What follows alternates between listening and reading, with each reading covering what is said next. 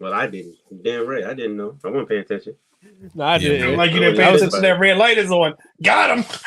Hey, get me. The good thing is, Brian Ace just made it. Like, he got his coming up before the red light came on. So we was all good. But trust me, I didn't get it either. But at the time, I got older and I was like, wait a goddamn minute. I said, oh, that's what Already. oh. Absolutely. And we were just talking about that. Like when you listen to R&B song now, you're like, wait a minute. Yeah, there you go. From old school, because these newscasts, they be just saying whatever. They don't care. Whatever.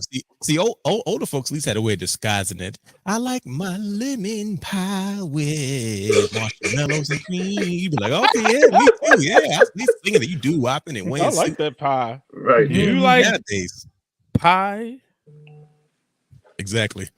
Hey. But it is official. No, I'm not Adam Pearce, but the red light is on. So you know what that means. The Wrestling Wrealm Now podcast is officially underway. And yes, we had to skip a week, but trust me, you will see once this is all said and done exactly what we have up our sleeve. Ladies and gentlemen, we have a lot to get into tonight. We've got the Vince McMahon documentary that we have to dive into. We have a brand new Intercontinental Champion in Jey Uso. Yeet. Not to mention the main event of our show. We have to figure out, can Cody Rhodes really trust Roman Reigns in this situation? Or is this some sort of elaborate ruse?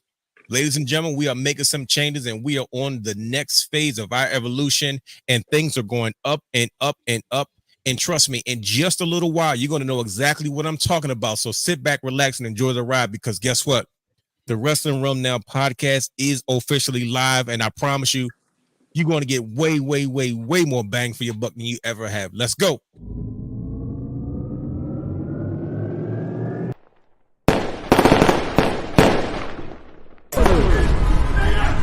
Houston, we have a problem. Yes!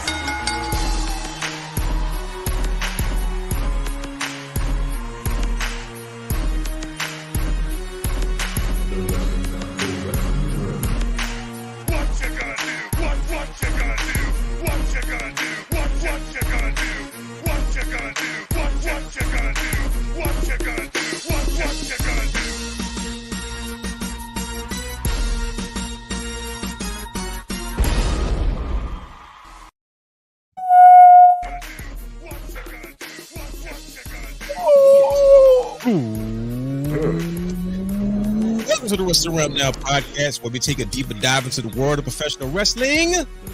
I got no watch on.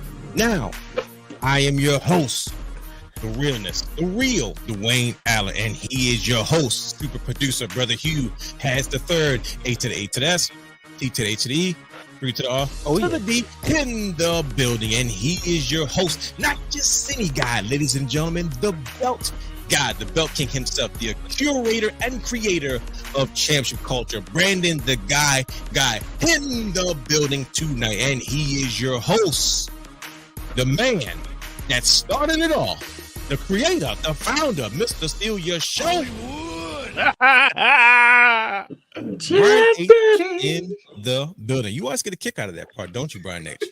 Because I don't steal shows. That's Hugh's gimmick.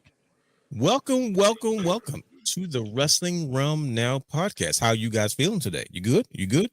Oh, good. Be good, man. I'm good, man. Yeah, man. It's the Orioles won, man. 2 games in a row. Finally won a series. You're talking like DMVD right now. They beat the Yankees 2 times in a row. Yeah. Yeah. Hey, I said that Yankee Stadium clubhouse smells very good, smelling like orange champagne, baby. Back to back playoffs, first time since I met Brother Hugh. Yes, sir. Now, I'm loving it. If anybody didn't realize how much of a baseball fan you were, trust me, I'm pretty sure they know now. Absolutely. But speaking of baseball, we are well into October. We are into playoff season, right? And you can kind of say the same thing for the Wrestling Wrealm. There's a lot that's going on with us, and we can't reveal it just yet, but we are getting closer and closer. But guess what?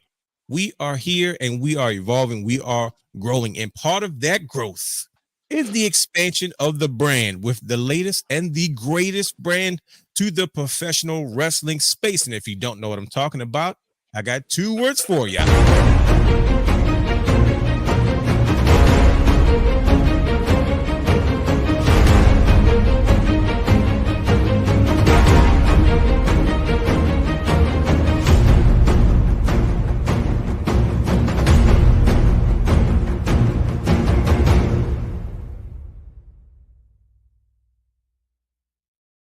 That's fire. That's fire. That's right. Literally, you heard it. That is Championship Culture. Season 3 well underway here on the Wrestling Realm platform. Created by Brandon the Guy and Brother Hugh has the third. Well into season 3. We are in episode 2. And we missed a week, but guess what? I couldn't wait to get back because oh boy, oh boy, oh boy. Boy, do I have something to say, but it's not that time yet because we are here to talk about what exactly season 3 of Championship Culture, episode 2 was all about. And if you are not familiar with Championship Culture, every Tuesday, 8 p.m. on youtube.com/the Wrestling Wrealm playlist Championship Culture, you can find season 1, season 2, not to mention the special Christmas bonus episode. Brandon hates me talking about that one. To catch up on everything Championship Culture related. But listen, there's a lot to get into, and I'm not going to waste much more time. I'm going to let them do their thing and figure out who in the heck is going to tell us what this week's episode of Championship Culture was all about. Well, I want to start off by saying that my new name is Big Tip, Big TIP. Oh, really? Okay, yeah, got Big it. Tip. No, I'll keep a note of that. That's it. I'm done. I'm good. Okay. Right. So, yep. That was the most important part of the show, by the way. Yeah. So, So, season 3 is underway. Big And if you TIP. notice, he's no longer the king of the tips. He's now just Big Tip. Just Big Tip. Okay. So, season 3 is underway. We have 2 episodes in. Get a chance to, after you watch this show, go over to, WrestlingRealm.com. I'm sorry, YouTube.com/the Wrestling Wrealm. Check out the playlist for Championship Culture. Buy a You will t-shirt. see. Right. .com. So you go over and you will see on season 2, we had, I don't want to say it through a fan's eyes, but, ask some questions about, championship belts, what happened to them, the lineage, and it's all through a fan eyes. And we had probably one of our biggest supporters of championship culture, the Prototype 619, which we found out what Prototype 619 actually means. It wasn't what I thought it was. Was a guest on the show. I thought he liked John Cena and Rey Mysterio at the same time. So okay, I thought the same thing. I was just making sure. Of course, you would think that. I did. I was like, clearly he's a John Cena and Rey Mysterio fan. But he definitely gave us some insight, some perspective, especially being a belt collector, especially one of those people that, told his story for Big Gold versus the World. So it was a good time, and I challenge you to go over and just watch it and watch the engagement because Brother Hugh did a run-in, like he always does. He literally he was on the show, and halfway through, I was like, "Oh, he's still there." So yeah. I didn't even notice I was there. Yeah, he was just there. I was just like, you kind of just hung out. Like you showed up, you just stayed. I would have never known that unless you just told me just now. Yeah, because apparently he likes to foam fingers more than he does belts. But we're going to get into that another time. What else about the show, Hugh? Did I forget anything? Did I miss anything? Just that every belt has a story. That's about it. There we go. Man, this is You the guys point where never we all been waiting for. You didn't give the name of the episode. What was the name of the episode? He did say, he gave the short version. I did. Beyond the Belt. Titles through the eyes of the fan. Beyond the Belt, titles through the eyes of a fan. Now we're cooking with hot butter and grease. Mm-hmm. I'm a fan. And I have titles and I see things through my eyes, and that makes me a fan. So you're a fan. Season 2. See, go ahead, Brother Brandon. No, I was gonna say because when you say that, I'm just making sure that you understand like certain things about through the fan eyes because that's what I want to hear because I'm just interested to see what the notes are because I said a couple things about the design, the prestige. Where to buy, how to buy, when you go to a show, what you do, how does it feel, different talk about things moments. We talk about does championship make the wrestler make the championship. boy. What's going on? Like, yeah, it was a lot to unpack. It was a lot. I'm boiling over here because I have this thing over here, right? It might be a piece of paper and it might have words on it, and I'm not going to say exactly what it is because I'm just waiting for my moment. Okay, Brian H. You're waiting for your moment. Brian There H. you go. He's going to do cue the up thing. social cues Thanks. because I have waited way too long, and finally I can say it, and I can say it proud because, oh boy, best believe I've got notes.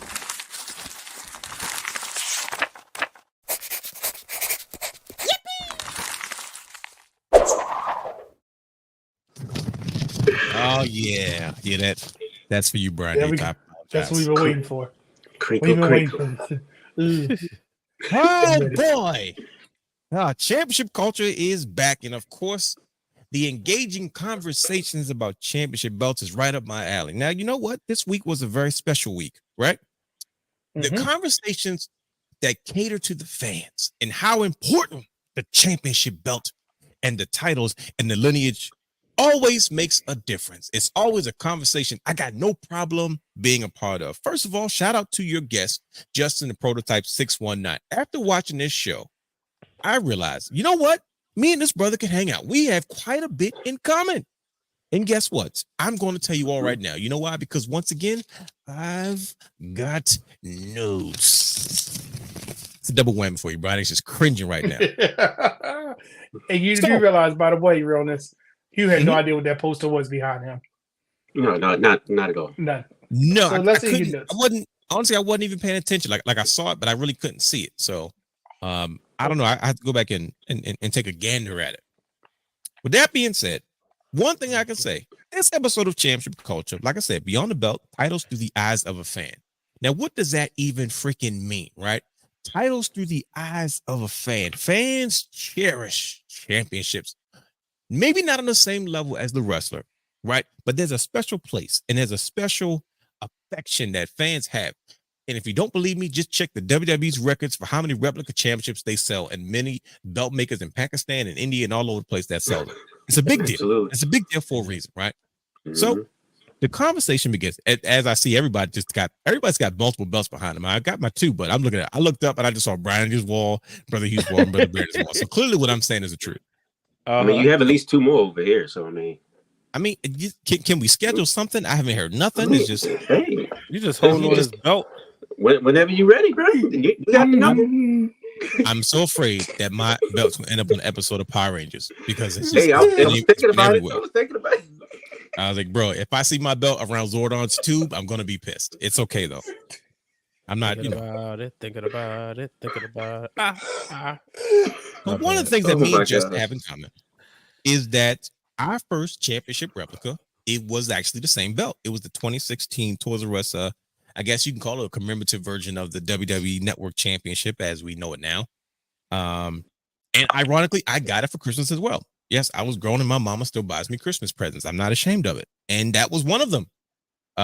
When I saw it, he tells this story of how he dropped to his knees like he actually won a championship. And I had a very similar experience and I have photos to prove it, right? Not that I'm going to show right now, but I was like, you know what? We're starting off on the right foot with this conversation. We've got a lot in common.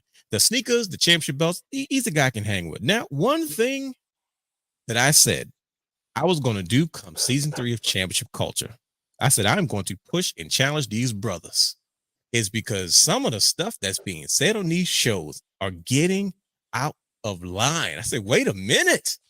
We've got to have some championship pushback. It's because Brian needs to catch this one. The first brother Brandon said it, and then brother Hugh followed up. And I was like, what are they drinking right now? They literally said on this episode of Championship Culture, Beyond the Belt, titles through the eyes of a fan, that the Oval Intercontinental Championship looks like a smaller version of the WWE Championship. And Brother Hugh, I didn't know which one they were referring to. Then Brother Hugh says the Big Eagle. I said, excuse me? How dare they compare that championship to such a beauty of a belt in the Big Eagle? I like the fact that they always, this is how specific Championship Culture is. So if the conversation gets really, really, really specific, when one of the questions was, what's one of your top 5 favorite belts? And Justin, the Prototype 6, when I said I love the Big Eagles, one of my favorites. And of course, Brother Brandon, here he comes. Which one do you want? You like the black strap with the scratch logo, or do you like the original navy blue logo with the block logo? He's that like, was here. That was here. That was me that time. He was worried about Cade. He was worried about Cade. He was worried about Cade. I need that the 99, that late 98. And I was like, I'll always have a certain affection for that first one that came out, because I remember watching that Raw when Vince came out with the new belt, and I felt disrespected by how Austin handled it. He looked at the other belt, he threw it, and I was like, wait a minute, don't throw it. But then I was like, okay, this belt's nice and big, because I'm a big belt kind of guy. But some of the questions that we heard on that show, once again, was, does the wrestler who holds the title matter? And my response is to you, yes, the heck it does. Yes, the heck it does. And 3 specific championships that I thought about in particular: the Intercontinental Championship. You see it now with Jey Uso. That belt is going to go flying off the shelves. Yeet. Yes, it is. The Blue Universal Championship in Roman Reigns. I was not a fan of that belt until he got it. Yeet. And the Undisputed Championship, version 2. And I say version 2 is because it was bigger. I hated it when it debuted because it was so much smaller than what we had previously. You had the Big Eagle, you had the WCW Big Gold on both your shoulders, and they said, we're going to merge and we're going to come out with a belt the size of that oval Intercontinental Championship. It wasn't that small. That's how it felt to me. Okay. So then when I go back and the Undisputed title, right? Yes, the first one. The Virgin one. Yeah, is Jericho was mad about that because he was like, I was like, carrying 2 belts in the Triple H, only gets to carry 1. And they gave it to freaking Undertaker. And I remember halfway through, they literally scratched the F off of it. And I was like, you just guys. So long story short, Hogan, Hogan did that. Hogan, okay. He's the last WWF champion. And he was the first WWE champion. Oh yeah, go figure. Yeah. So I used to stalk wrestling. I was like, I'm not watching wrestling no more. But my brother would watch it, and I would walk past and just kind of stand in front of the camera. It ain't cool no more. Yeah, I was upset. Okay. I didn't like change. I didn't like change at all. I didn't like the brand splits. I didn't like the change of the belts. I was the kind of kid that I love change now. I can't even keep a routine. I got to switch it up. But back in those days, I wanted nothing to change. I wanted everything to stay the same forever. But then I saw Brock Lesnar with it, and I was like, and back when Paul Heyman used to be the what was he, the commissioner or whatever he was, the general manager of SmackDown. Yeah, Jim. And he had the belts on the wall of his picture with Brock Lesnar. I was like, wow, that thing looks massive. I said, well, I like that version. So to that question, does the wrestler who holds the title, does it matter? Of course it does. And another thing and hold that thought. I'm going to speak on that in just a second. This is a nice championship culture segment because I got to get it off my chest. One of the things that let it go, get it out. No, it's got to come out, brother. Trust me. Justin, the Prototype 619, he made a comment about how he was back in the day, talking about, I used to sit in front of the TV with my action figures and reinvent the pay-per-view. I'm like, brother, I just did that yesterday. You kidding me? Like, when you was a kid, man, I did that last Tuesday. That if I don't like something, I will rebook a show. I have no shame about it. Like, I don't like this. This is how I should have went. And then I get it out my system. See, I don't get on the shows and vent and tell people the word about how I feel. Nobody gives a crap about what I feel. You feel me? But in my house, I'm gonna grab them figures. I'm gonna grab this pad. I'm gonna say, nah, this is how the show should have went. I'm working on AW right now. So another thing we have in common. I always told you should have been a gamer. Because I could just imagine the creativity of these new games. I'm telling you, I don't have the patience. I was spoiled because my brother was the gamer and he would beat everything. And I'm like, I'll wait till he beats it so I can have access to everything. Because I don't want to do levels to get new access to stuff. I don't want to play the freaking Royal Rumble and No Mercy and got to throw over 99 people just so I can get to 100 so I can get Shawn Michaels. You're still supposed to get over the one part I can't beat win the triple threat match. I mean the handicap match against the Acolytes. Bro, I'm gonna tell you the truth of that. What you gotta do is you gotta take him outside, you gotta throw the guy into the railing where they fall out like you're that. Supposed to handle it. You're supposed to come over and do it. I was like, bro, I wait. I'm like, bro, I wait till my brother does this. I don't have time for this because I get frustrated and start squeezing up. You get that anger when you start squeezing the controller too hard. Like, stop when you break it because where we come from, you ain't getting another one. You ain't right. You feel me? So you just stuck with that broke. Look, pad will be falling off, one of the buttons will be popping up. Like, you better keep on playing. Mm-hmm. You know how That people is say you got to true, walk the out your stick faith. That's how I had to walk out my wrestling. That's how I got out of my system. See, everybody became wrestlers and took bumps and got in the ring. I couldn't. So this is my way. I had to work out my fandom. But Virgil, may he rest in peace. He was trying to recruit you. He you definitely keep on was. bringing that up. Brian H's favorite wrestler that he met at East Point Mall years ago, and he introduced me to his good friend Virgil. You come a long way, Brian H. You got your first two best friends of Virgil, now you're best friends with HBK. HBK, man, that's my guy. Moments that change your perception as a wrestling fan. Yes. This is the back tape. And then of course, it brought me to the final conclusion. Dang, what y'all do wait over a there? minute. He got a book of notes. Bro, I'm telling you, Guess ain't I acting missed right. out. I missed out 2 weeks, and I was like, yo. And then, Yeah. Brian, you're gonna love this part. You ready? We get to the end of the show, and I realized, you know what? We watched last week's show, and last week's show was a little bit different. It's very heavily opinionated, and it's like it's hard to if on subjective conversations, you can't speak too much on people's opinions. You're like, well, opinions are like car tires. Every car has them. I don't know, and it's like, well, you can't really speak too much. But the conversation of that particular show was, are the titles no longer the main event? I watched that show. I watched this show, and I said to myself, within a week, I think these championship culture brothers contradicted themselves. I said, wait a minute. If that's the case, here comes a bombshell, ladies and gentlemen. The titles were never the main event in the first place. So how could they not be the main event now if it turns out they never were in the beginning? You didn't put the championship on anybody because the belt was the most important thing. You put it on Hogan. You put it on Bruno. And guess what? In the years back in the day, you put it on Bob Backlund. Yes, right. We disrespect Bob Backlund's reign. So I said, oh boy, I cannot wait for my turn to get on Championship Culture Season 3 because I'm going to push buttons and I'm going to take things He to pushing a buttons. new Hold on. level. I got a cook. We Well, told that you being season said- 3 was going to be is something different, isn't it? We taking you on a ride. We are taking you on a ride of season 3 because guess what? The question was championship belt no longer the main attraction? Question mark. The statement was yes, boom, right? Featuring the Holy Shh podcast, and then episode 2 was beyond the belt. Titles through a fan's eyes, right? So let's see, what do the fans think about these titles, right? What about this? Because if they're no longer the main attraction, what has shifted?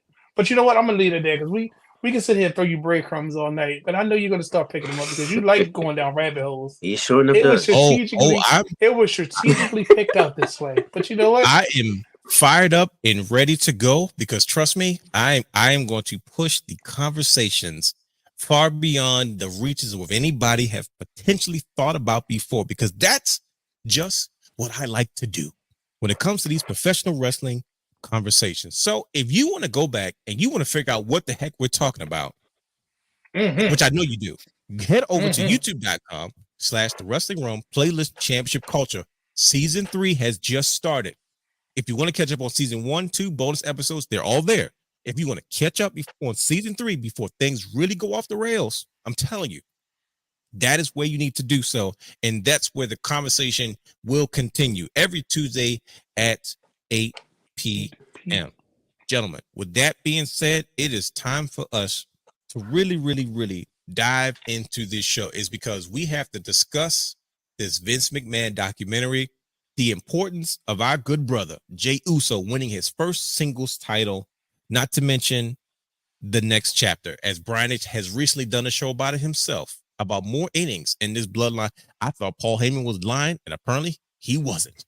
So there's a lot that we have to get into today. But we have to start our show with our favorite segment about what went down this week. Every week we do a segment called What Did You Watch, where the brothers discuss what they got into that week to get their minds and their hearts prepared for this show and these conversations. So, ladies and gentlemen, I present to you What Did You Watch? Sponsored by SeatGeek. If you're looking to purchase tickets to concerts, live shows, sporting events, and more, head over to SeatGeek.com where you can use our promo code Wrestling Realm for any one-time purchase of $50 or more. That's promo code Wrestling Realm on any one-time purchase of $50 or more. Good brothers, what did you watch? So who wants to go first? Who wants to let the world know what exactly they got into to get their minds and their hearts prepared for this show? Brothers, talk to your boy. I'm gonna let y'all go because I feel like we're gonna go right into the show. With this Vince McMahon documentary. And I just wanted to put on an observation because I really don't want to get into what did you watch. I wanted to throw an observation because it helps what I watch. Because you know how every week I wind up going down a rabbit hole. Mhm. I realized something tonight when I was heading home, and this is why. And I'm gonna start a campaign for Tony Khan to hire Hollywood. Tony Khan needs to hire Brian H. Waters just to do that social media. Oh boy. The problem is if you on Monday, Tuesday, or Friday, right? And let's just say you missing the show, right? You can go on YouTube, you can go on X, Facebook, you can get updates like this. You can see what's going on. Like if a segment just finished on Monday Night Raw, not even 10 minutes later, you can watch that segment on YouTube, right? True. Today he sent me a message saying, "Oh, the FTW title was retired." So I went in YouTube, nothing was there. I searched AEW, nothing was there. I had to comb through and literally search AEW FTW title, and then it took me to the match that happened. I'm like, that's too much work. Shouldn't have to do that. Thank you. So I'm gonna just say I think that's an observation that we need to start that campaign. Hashtag hire Brian H. Waters because he could post it in real time and help get their numbers up, and maybe they can fill some seats. But that's my take on it. That's all I'm gonna say about that. Let's get Brian H. hired by AEW. Yes, I'm all for it. Start it. Let's do it. We need to start the hashtag hire Hollywood. Yeah, I mean, hire Hollywood. Salary been more than $1 million. I'm about to make an all elite graphic for him. Okay, good. No, you won't either. Listen, you made one for me, brother. So hey, I'm on. You definitely did. That's all I got. That's all my time for what did you watch because I found it hard to go down a rabbit hole this week. Mercedes getting the bag. I want a bag. Okay, right. What about you, Brian? What did you watch? So, y'all know this week. This was the anniversary. Don't tilt. He's tilting. See how he trying to don't tiptoe. Of the one of the greatest segments in WWE history, a record-setting segment that drew over 8 million people. But the head of the table, the final boss before he was the final boss. I watched the "This Is Your Life" segment. Okay, I thought you was talking about Edge and Lita's live segment. I was like, oh, geez, don't go there. I watched the "This Is Your Life" segment. We was talking about it on the show Tuesday. So I was like, let me go back and look at this. And you know what also made me dig up my paper, my 10-page paper for Adama. Oh my gosh. You still have that? What are you doing? It's called just searching the old emails. I was still using Yahoo email. Shout out to Derek Lewis. Laying around somewhere in a folder. Nah, he probably does. He's lying to you. He has it somewhere. I got shout out to Derek Lewis. That was when I first met him, and he helped me with the opening part about the history of the business. But yeah, so it made me because we was looking at the ratings, and I was like, well, I did this for my audience ratings and programming class. So that's what made me, kind of go back down that rabbit hole. Okay, fair enough. I don't know about you guys, but for some reason, I put it this way. Let me tell the truth. So this week I got into a lot of Jeff Hardy TNA stuff, and I always see the same thing from Jeff Hardy, and I feel bad for him. It's because sometimes Jeff Hardy hasn't been in the shape he needs to be in to work the WWE lifestyle, be on the road 300 days a year, and have to be in and out and put his body through that. So like TNA is always a welcome space for him to come and you can relax a little bit. You can still be Jeff Hardy, but he looks so miserable. It's because Jeff Hardy will tell you he's addicted to those large crowds. He goes, this is cool and all, like for me to take time off and get my head. Like people go to TNA on their wrestling breaks, get my head together and get myself situated and heal up and not have to work such a crazy grind. But then eventually he goes, I miss those big crowds. But I say that to say that there's a lot of tag teams that are rumored to be showing up in WWE really, really soon, including Brother Brandon's favorite tag team of all time, who signed the belt very rudely on the X Division Championship, right smack dab in the middle. But we will get into that at another date. But that prompted me to say, well, let me look at what Jeff Hardy's doing now, and so on and so forth. And that was, that was my rabbit hole to go down. But of course, this week they made it very clear that on Wednesday, the Vince McMahon documentary, there's no need to prolong it. It's time to get into it. Was dropping. I was like, okay, we gotta have a conversation. A statement was issued about it personally from Vince McMahon through a tweet. I don't know if he did it himself or his publicist or representative did it. But now that we've gotten through, what did we watch this week? Let's start the show. Friday, ring the bell. Well, since I had to do it old school way. Have it. No, okay. I said I had to do it this way. Ding, ding.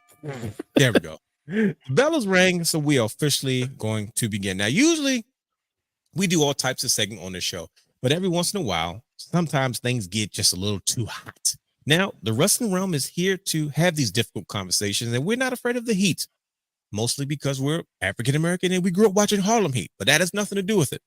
We don't mind tackling these hot topics. You feel me, brother?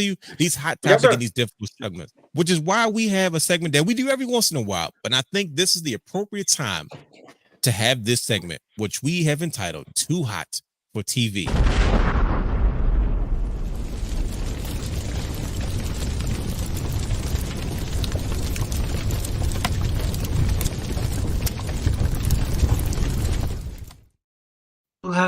Too hot, baby. See how fitting that is? The culture is just culture right now.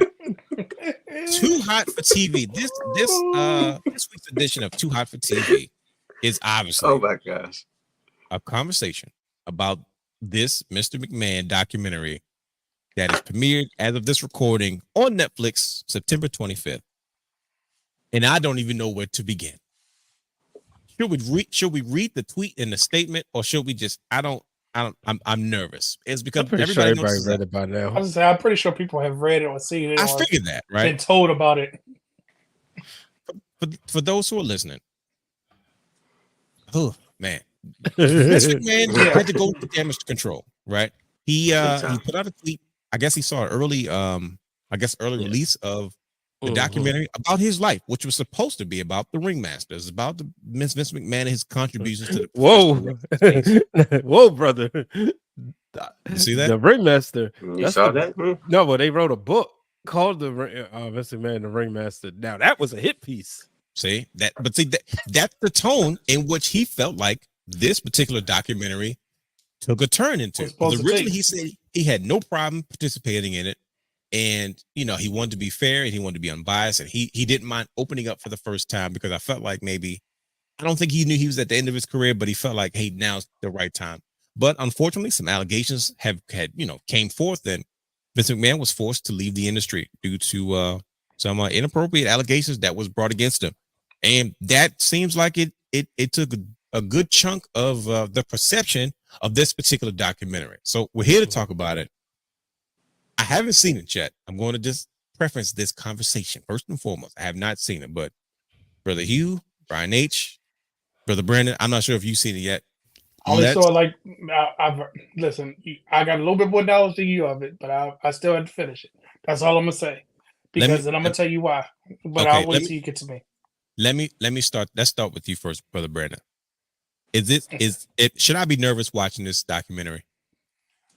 I shouldn't say you should be nervous. I think you should be cautious, because the reason I kind of haven't really delved into it and finished it is because in my mind, I know what the Vince McMahon character was to me, right? And that's who he was on camera. But then I know with the first-hand account of these wrestlers, what they've said about him. So I'm kind of like, at the core, Vince McMahon clearly did some right or some good to certain people that they've always praised him and gave him the good, the flowers while he was living. But then the Vince McMahon character on screen showed us something different.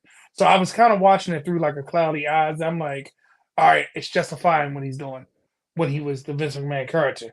You know what I mean? But it's like, in my mind, I'm like, I'm still always stuck on when you hear the testimony about, no, Vince was good to me. He did this. No, he did. Like, people debunking the negativity, like, in real time. But then the bad stuff always comes out post that, and you're like, Well, ooh, I don't want to say he's, you know what I mean, but on the same token, a lot of people that met him said that he was a very friendly person. He was very welcoming. He was a genuinely good person.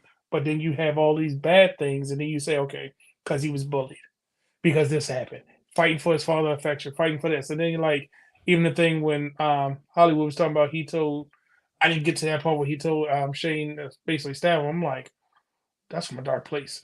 So that's probably why I haven't finished it, but I will finish it. So don't be nervous. Just see it through your perspective. What do you want to get out of it? Because I think anybody that wants to get a story or a narrative can create it based upon what they think going into it. Okay. All right. Now I have another question for you. Once again, back on the hot seat. Do you feel like, based off what you saw, the actions were formulated based off the culture of the industry he was in? Or do you think it has more to do with just maybe his personal experiences? Like he grew up in an abusive home, you know what I mean? And he was very poor. He had to fend for himself. I guess considerably a self-made man. So do you think that it's more about, hey, this is what this person kind of grew up in, and this is how life kind of shaped them, and they brought that to this culture of professional wrestling during this era? Or do you feel like that was always just the nature of the business, and he just found, I guess, the way to survive by being the top dog, and he made sure, that, because sometimes he can come off as bullying. It can be bullying. You know what I mean? When you got that top spot and you know what you got to do to keep it, and you don't mind doing it. So I think the problem was that he wanted competition, but he wanted healthy competition, not destructive. Like, Sure. and we could compare what he did to the territories, because he did kill the territories. But did he kill the territories, or did he make wrestling watchable for all? True. Because remember, each territory, you could go different places and see different wrestlers for different reasons. So I think he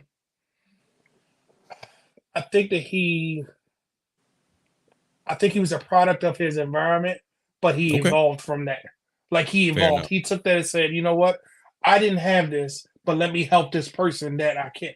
Because if you're beating yourself up for $200 a night, let me give you this contract over here. You can have a better life because I know what it's like, what you're doing. So I think that he evolved and saw, hey, I have these stars. Not only can they help me do this, but now I can help them as well because nobody helped me. So I think he took his experience and evolved. Okay. Fair enough. Brother Hugh. Oh, I'm sorry. And before you said it, and that's probably why he hated Ted Turner, because Ted Turner was doing the exact opposite. No, I just want to stop you. I want to have a better product. I think Vince he was more caring, as in let me help you, versus he saw Ted Turner as like, no, he's trying to put me out of business because look what I built. So sorry. True. No. It make that's like a billionaire spot. I just want what you got for no reason, because I just like it. Brother Hugh, Mr. McMahon, the documentary on Netflix. How did you feel about it? Did you think that that this documentary did him justice? Do you feel like it was biased or unfair, or do you or were you able to get past some of the negativity and kind of celebrate who he was before the allegations came to the forefront? Well, the way it was broken down, it gives you a better understanding of him as a person. As Brandon alluded to earlier, like the stuff, the stuff that he's been through, it definitely affected him and caused him to evolve as a person, as an individual. But I tried to look at it the first. I'm gonna go back and rewatch it again in a different perspective. But I tried to watch it the first time as a fan, just to enjoy it. Sure. Of course, because the majority of the stuff we already know about. Sure. So you pick up little tidbits here and there, and I'm just like, all right, this guy's a very lovable guy from what we understand, from what we're hearing. Sure. This guy's a lovable guy. He's very passionate about the business and 100% businessman. He's willing to do whatever to get the dollar. Bingo. He said it himself, and I'm gonna quote Yo Gotti: "World black and white, and I'm colorblind. All I see is green, and that's dollar signs. That's literally it. Bars. That's okay, literally Brother it. Hugh. That's even waiting for that. That's all I heard, or that's all that was portrayed to me throughout this whole the documentary. I didn't finish the last episode yet, so I'm still waiting to see what's going on with the allegations and all that, the extra stuff. But basically, I feel like it mostly did him justice, because Okay. a lot of people, if you think about the stuff that we hear in the media, or with the stuff that we heard about it through the media, it was Sure. portrayed in a negative light. Right. And I'm trying to word it without giving it a lot away, because I know a lot of people didn't see it. Okay. But Fair enough. But if you go in and watch it, you can actually tell, like, man, it's mind blowing. Like, he's actually a good guy. He's a genius when he's a genius, to be honest. The way he manipulates the crowd, like, he's a genius businessman, and he's just all about furthering the business. He said it himself. He'll put the business over his family any day. Well, Because we've kind of seen it. Exactly, but that provides. He's like Roman Reigns. It provides for his family. You see what I'm saying? So that's justified that way. You're like, no, but he provides for the family. Yes, I'm never home, but daddy's making all the money. Absolutely. And he's providing, and he's giving a better life to everybody that's around him. Oof, so I mean, hey, this man, is going. I'm enjoying it. I'm enjoying it. Okay, I can see where this is probably going to go, and what I'm hearing so far is, I'm hearing like the balance of it all, right? This is what I'm hearing from you guys. Is the purpose of what this documentary was supposed to be about. And like I said, I feel like it's being overshadowed by the negative aspects of it all. Not to negate it, you know what I mean? Because you don't want to come off as insensitive, you know what I mean? Because some people who have been affected by these things, whether it be their family, loved ones, may say, how could you celebrate someone who has done so much to negatively affect individuals for such a long period of time, right? And you always want to be sensitive to those things, you know, respectfully. But, you know, as wrestling fans, I'm hearing so far, like, okay, wait, you know, yes, at one point they will address these things, but hey, we're able to celebrate the genius of what this individual did to, like you said, further the business and move things forward. And that's something that directly affects us, or has affected us as professional wrestling fans. Have I got it right so far? So far, yes. Okay. All right. Fair enough. And I feel that way too, because we hear about, like, and I'm gonna use William Regal. Remember when William Regal went to AEW? He said, "No, he paid me while I was working with AEW." With businessman, because he knows that was the right thing to do for William Regal. He wanted, you know, and he was like, "Hey, I have no space for you," but guess what? He kept paying him. You know what I mean? And the thing is, like, to hear that, and even when Daniel Bryan said, "No, he was too much. He was too concerned about me. He was too over it. He wouldn't let me." And I'm like, wow. You know, and it's sad that, you know, through the tragedies that happened, you know what I mean? All the tragedy that happened, he's like, "No, I got to protect him." Look what he did with Paige. You know what I mean? Like, he kept her under that contract, whether she was wrestling or not. He made sure she still had an income. Now, granted, she might not have had the income if she was an active roster, but she had an income and didn't have to worry about, how am I going to eat, or where am I going to live? You know, these type of stories you hear, you're like, wow. But then you hear the bad stuff, you're like, oh, dude, wait a minute. Oh, how is this the same person? The negative stuff always overshadows the positive, though. You know what I mean? And that's true, though. And before we let Brian H, because Brian H binge watching. So before we wrap up with Brian H on this latest segment of Too Hot for TV, Brother Brandon, you know, we mentioned a couple weeks ago, you know, you and I kind of we had to get over some things that happened to us in our wrestling fandom. We talked about Christian, and we talked about Christian Cage. We never liked how he got treated when he came back to WWE, and we always kept saying, it's because he's TNA, and you know, they want to always make sure. But I'm not saying he had a reason to do it, but I found out, like I said, a couple weeks ago on Jeff Jarrett's podcast with the Podfather Conrad on My World, he was like, yeah, you know, Christian was a guy that, you know, we wanted to come over, and we knew we pretty much presented how he was going to be, you know, booked here in this territory. And Vince didn't want to let Christian go. He loved Christian. He said, look, Christian went to him and said, I just want to take some time off and get my head together. And Vince was willing to say, look, resign, just go home, take as much time you need. And he did not want to let him go. And then he finally asked him as we out the door, tell me the truth. Are you going to TNA? And I said, we were always under the impression like, Vince doesn't even pay TNA no mind, but he's a wrestling guy. He pays attention to TNA. But he asked him, Christian, just give it to me straight. Yeah, like he was one of his people. Like that was one of his favorites. Christian, I love you. I love what you're doing. I know you're not the type guy, but I want to keep you. But are you? Tell me the truth though. Okay, are you leaving because you want to go to TNA? Christian told him, no, I'm not going to TNA. I just need to take some time off and do my own thing for a little bit. Christian literally left there and flew straight to freaking Florida or Nashville, whatever the headquarters were at TNA, and he signed his TNA contract.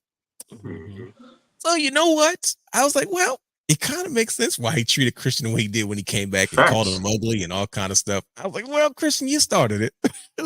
I'm not so mad about it anymore. So no wonder Randy wouldn't beat you. You started it. Like, Christian, you started it, bro.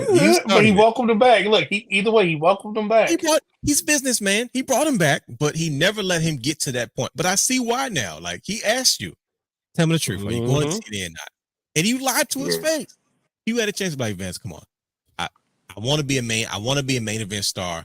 Let me get over and let me come back and make you some real money. And whatever. You know what I mean? He could have spent it any kind of way. And he would have respected that because it's not like that's something that hasn't happened before 20 to 30 years prior. We had with Dustin Rhodes. Go let your father get over and I'll come steal you back once you're ready. Like we've had these that's not the first time he's had this conversation. Christian could have said, look, man, I want to be a main event player and I'm not going to be one right now where I'm at. Let me just go see if I can do this. And if I'm worth it, when I'm ready to come back, I can make you more money. I personally believe that could have worked, but what do I know? So these stories about Vince McMahon, they make a lot of sense, and I'm looking forward to seeing it because you guys got me itchy. Like I'm excited to really dive into it now. Brian H, good brother. Yes, sir. He about to go you crazy. binge watched the show. You binge watched it, right? Yeah. All That's six. the best way to watch it. That's the best way to watch it. He said he enjoyed it more than The Last Dance, as in Michael Jordan's documentary. And I said, no way in the world. I said, why? He literally said, simply in Brownish fashion, because it's wrestling. I said, you know what? I don't know why I even asked you in the first place. That makes a whole lot of sense.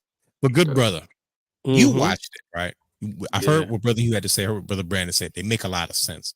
And it's once again, it's not like we haven't heard these conversations before. Like, there's always this evil Mr. McMahon thing that, if you're on the wrong side, but then there's also this caring, loving human being that has always looked out for people and reached that. And this is, like I said, not negating the allegations by any means or any stretch. We don't know that side of him, but the side of him that, that negates this evil character that he's always portrayed.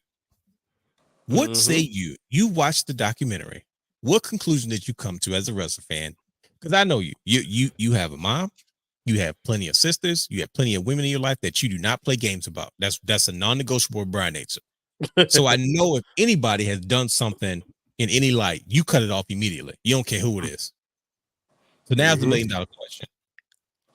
Where do you stand as far as Vince McMahon is concerned now that you had a chance to watch the entire series that debuted on Netflix about his life, including the allegations that have been brought against him? Oh, that's the part that's tough. Speaking of women I don't play about in my life, shout out to my sister Megan. Y'all make sure y'all subscribe to her YouTube channel. She right there in the comments section said she about to turn on the documentary now. Hey. The thing about Vince is you guys sold the documentary. Congratulations, brothers. You guys sold it. Netflix cut a check.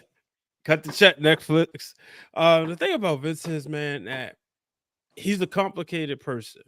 But what I learned is, and the best thing about the documentary is they let you know straight up when the interviews was recorded. When the it's almost like there's pre-allegations and then there's the allegations. Of course, he didn't do any more interviews afterwards. But where I stand with him is, it's unfortunate. I know. Like I'm nervous. I don't usually. You don't tiptoe. You're pretty straightforward. Like, because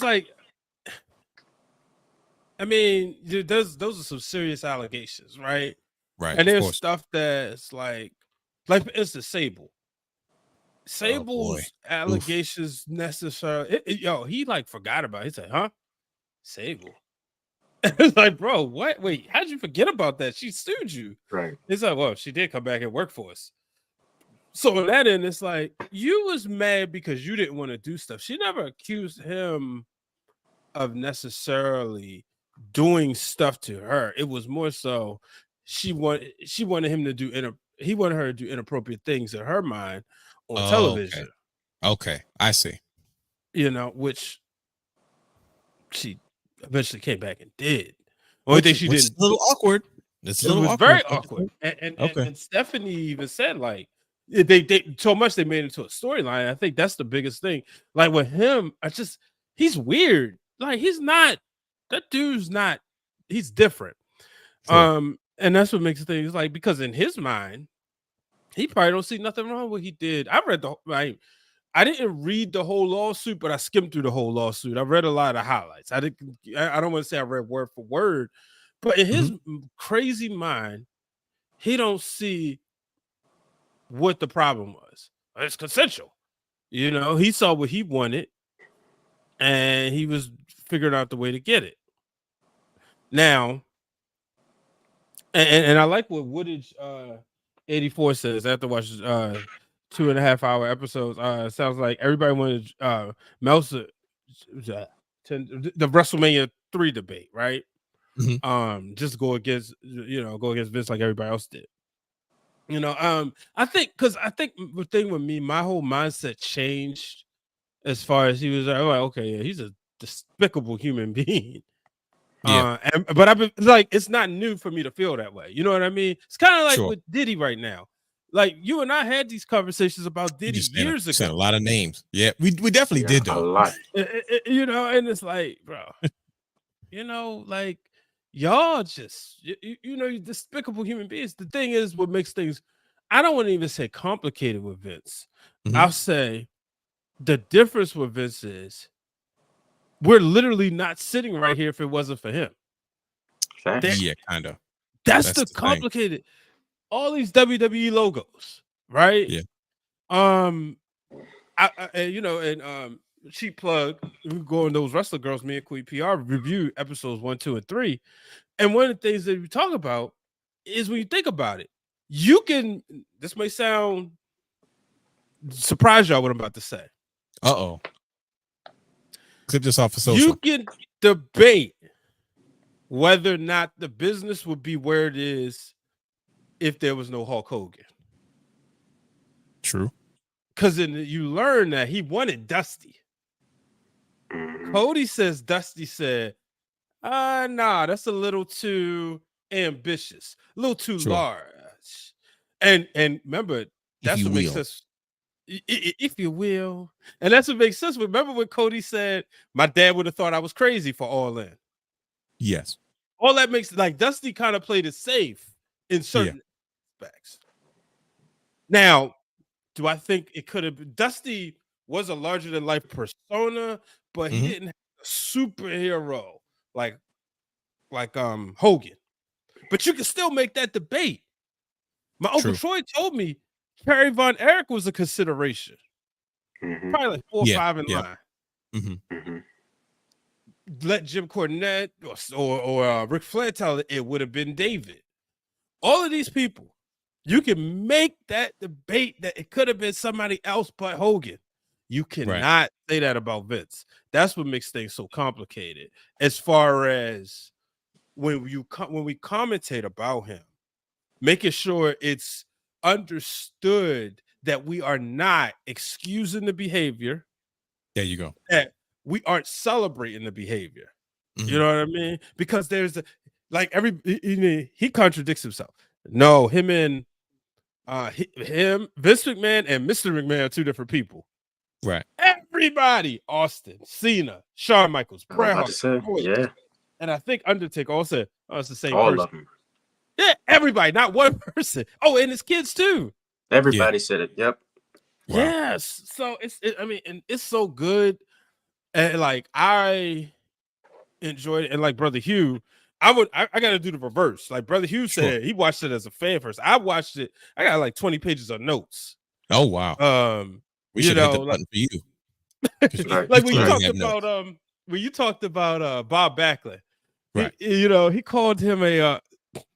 He called him. He said it was 2 milk toasts. He said it was he was 2 milk toasts. I had to get the belt off of him. The He fact had it that for like 400 days. right, and one of the best things is, like I said, it's actually I was really sitting there waiting for like that. How that hit piece. Sure. Yep. Because that's how I feel. Like I'm nervous about that. That's why I'm asking you, brothers. Like I don't want to sit there and which is why I don't watch Dark Side.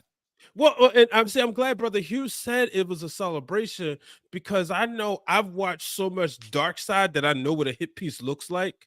Sure. Like I've probably seen at least every Dark Side ring at least twice, right? Mm-hmm. Yeah.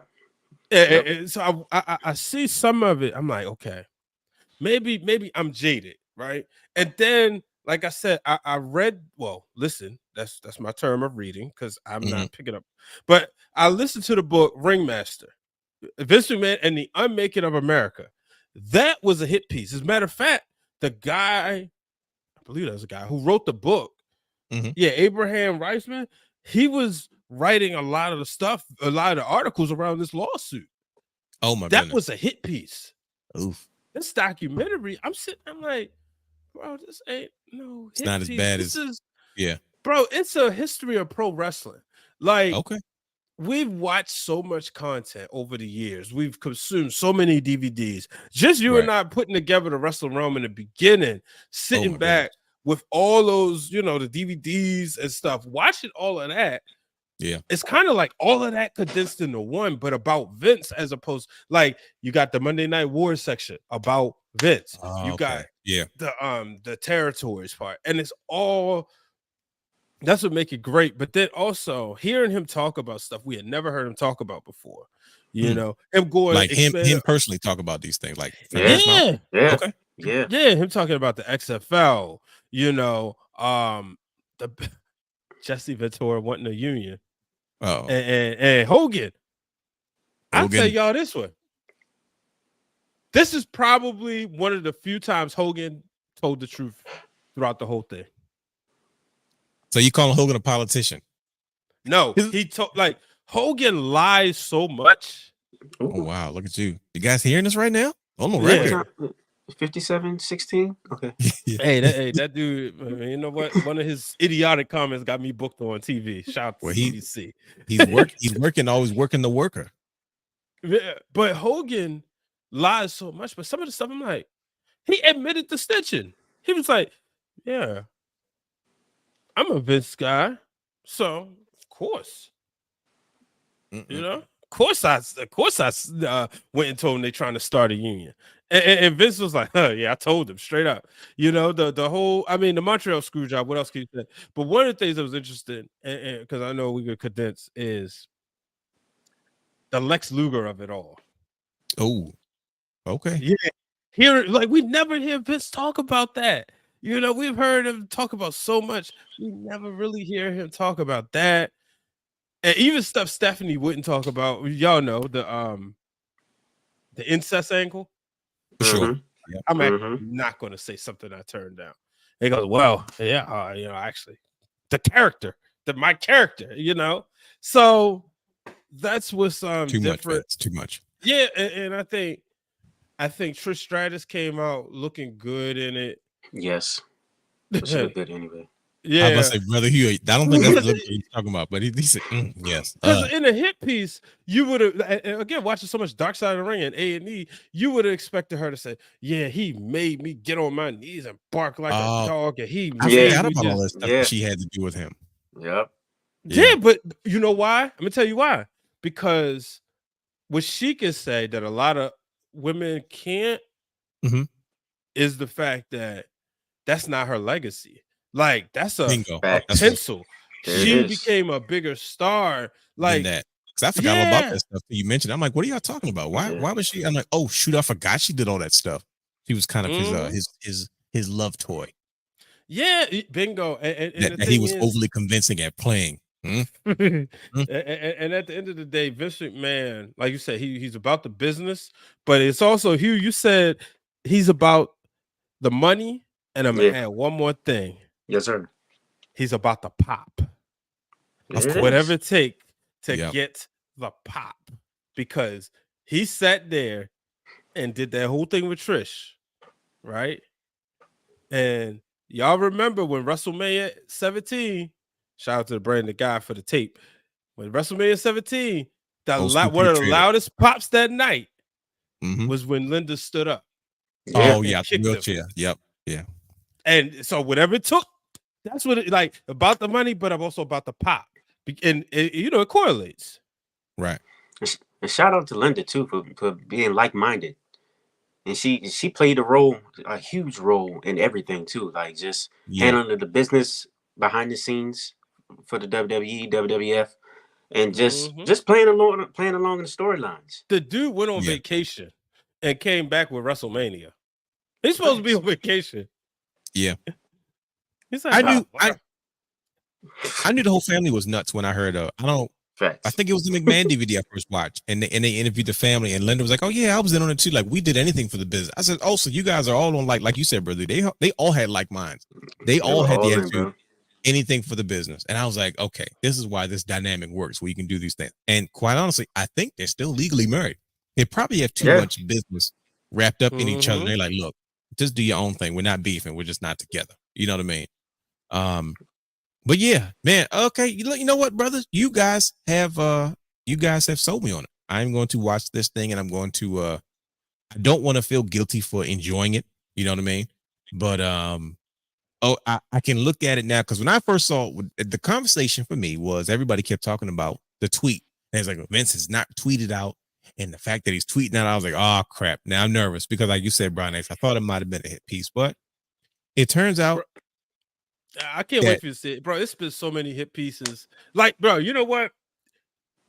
Self-Destruction of Warrior, that's a hit piece. That was on purpose. That's a hit piece. Yeah. Goldberg's Yeah. first special on what was it, WWE 24/7? That was a hit piece. That was directed by Bret Hart himself. That's how bad that was. Yeah. That's I'm telling you. I was like, oh, who directed this one? The Hit Man? You talk about a hit piece. So Yeah. but okay. Goldberg all right. wasn't in there. Now I think about it. Yeah, you think he was? He was in that last A&E one. No, I'm saying he was on the Vince die. Him and Kevin the Vince Nash. die. Yeah, Because he you know, wasn't it's some notable people that wasn't. Big Sexy there, like wasn't on Jim it? Ross. Nah, he wasn't on that. No, Okay. All right. Or X-Pac. nope. But I got a question for the You for got a question? Hollywood and for you.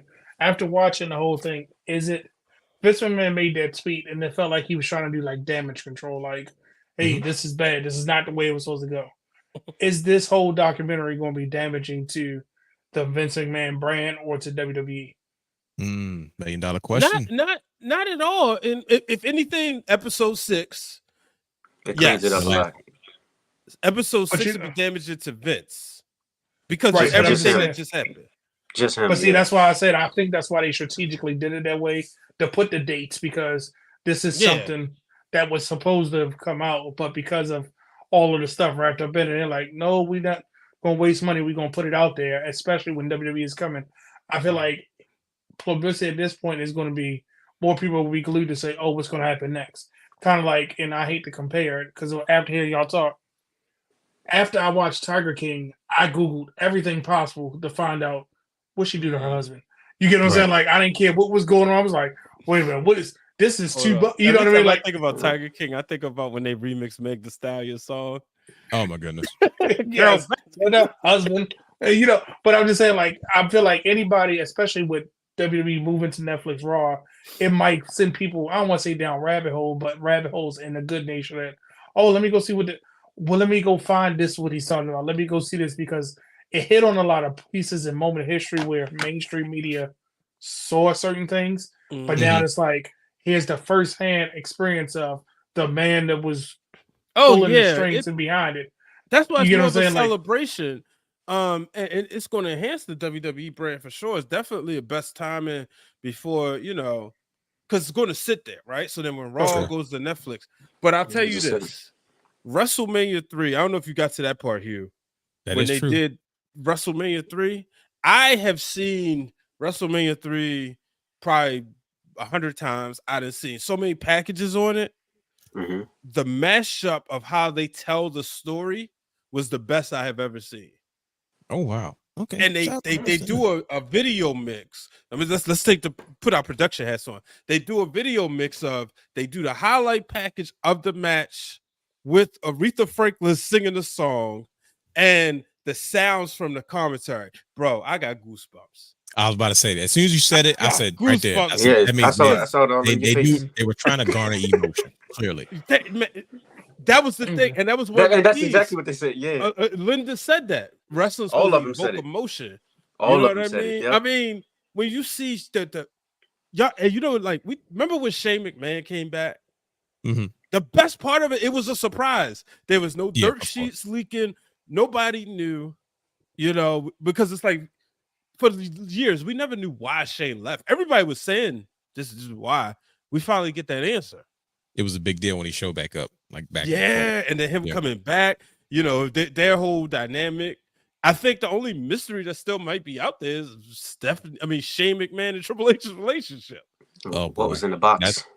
That's a whole That's a whole documentary for another conversation. I think fooling around with Brother Guy, I was cool until he said what he said, because now I don't want to ask because we got to move on, but I want to throw it out there so everybody can, you know, kind of marinate on it like a hot turkey in November. Hot turkey in November. It's appropriate because we're getting there. Do you guys think that Vince McMahon is taking a lot of bullets for the culture? And it seems like a lot of people are trying to make it seem like, oh, it was just Vince doing these things, when in actuality, that might have just been the culture of the barbaric business in the era where I don't want to say it was acceptable, but it was much more hush hush. And this is Vince's like, look, I'll take all the blame. It is what it is. Let all the attention go to me, instead of making it seem like, well, because he could be like, well, I wasn't the only one doing it. This is what everybody was doing at the time. This, you know what I mean? Like, do you guys feel like, hey, you know what? He was like, look, it's, you know what I mean? That was He's the not. part Where he said with the Montreal Screwdriver, he said he wanted to make sure Brett saw him ring the bell. First. You know what I mean? So to me, it was like, yeah, that was the birth of the Vince McMahon character, but I think that he really wanted to make sure that, no, I am WWE, but I am the person, not this company, not this. I'm doing this because at the end of the day, we all as human beings want to blame somebody, not the entity. You know what I mean? So I think that's what his motives were, because, and Brian said, I was talking to Hugh about this, as much as we could hate the man or love the man, he's the reason we are wrestling fans. And I hate to say that it's him. He's the reason. He's the reason that I think TNA lasted as long as it was, because he really wanted to. He probably could have brought it or put it out of business. Sure. You know what I mean? Like, he's the reason that we were able to go destroy. But you get what I'm saying? Like, he's the reason. Like, look at what he did with the ECW. He kept that afloat for long, evolved. Like the little other wrestling promotions, we don't know how he was doing things, but he is but he's also the reason we have a bad taste in our mouth when somebody say Vince McMahon. True. Oof. So, yeah, just like you go back to the territories, you know, he just went in there and he started poaching talent. Yeah. But also just kind of doing things his way, but it's also his vision, you know. So he took the bullet, but for the sake of the vision. For the sake of the vision. Oof. Yeah. and that's you said it early, Brian. As you was like, well, what was it? Was it really something bad that was he poaching talent, or did he just have a bigger vision? Because he invented what we consider modern day professional wrestling. You know, national brands came from, like you said, his vision of, hey, I got an idea. You're gonna have to crack a few eggs to get an omelet. I gotta poach their best talent, give them the best opportunity, put them under one roof, and then buy off the territory. Say, look, you can't. I took your top guys. You can't make money anymore. Let me give you an opportunity to retire on top without having to, you know, oof, man, this is, we probably could do an entire episode on Vince McMahon's breakdown. We're gonna lighten the mood up just a little bit. We gotta move on, but goodness gracious, brother, we did it. I was nervous about this. We said his name and nobody's Wi-Fi went out. You notice that? Right. We said his name a whole lot. That's what I'm saying. Like, I was like, man, bigger problems than our Wi-Fi.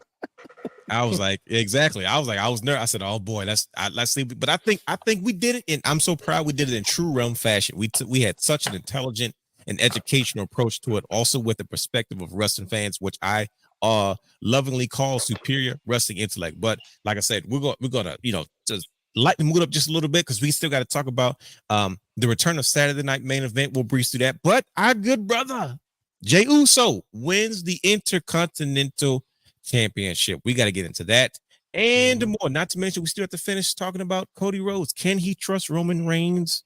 All that and more. Just quick moment.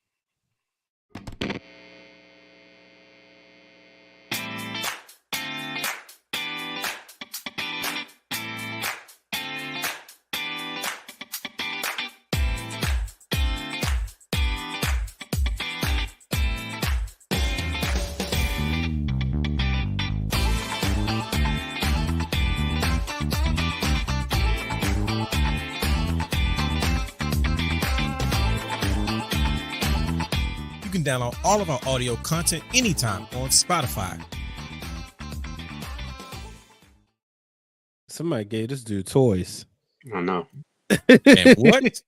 And speaking of Is that toys, Austin Theory next to him?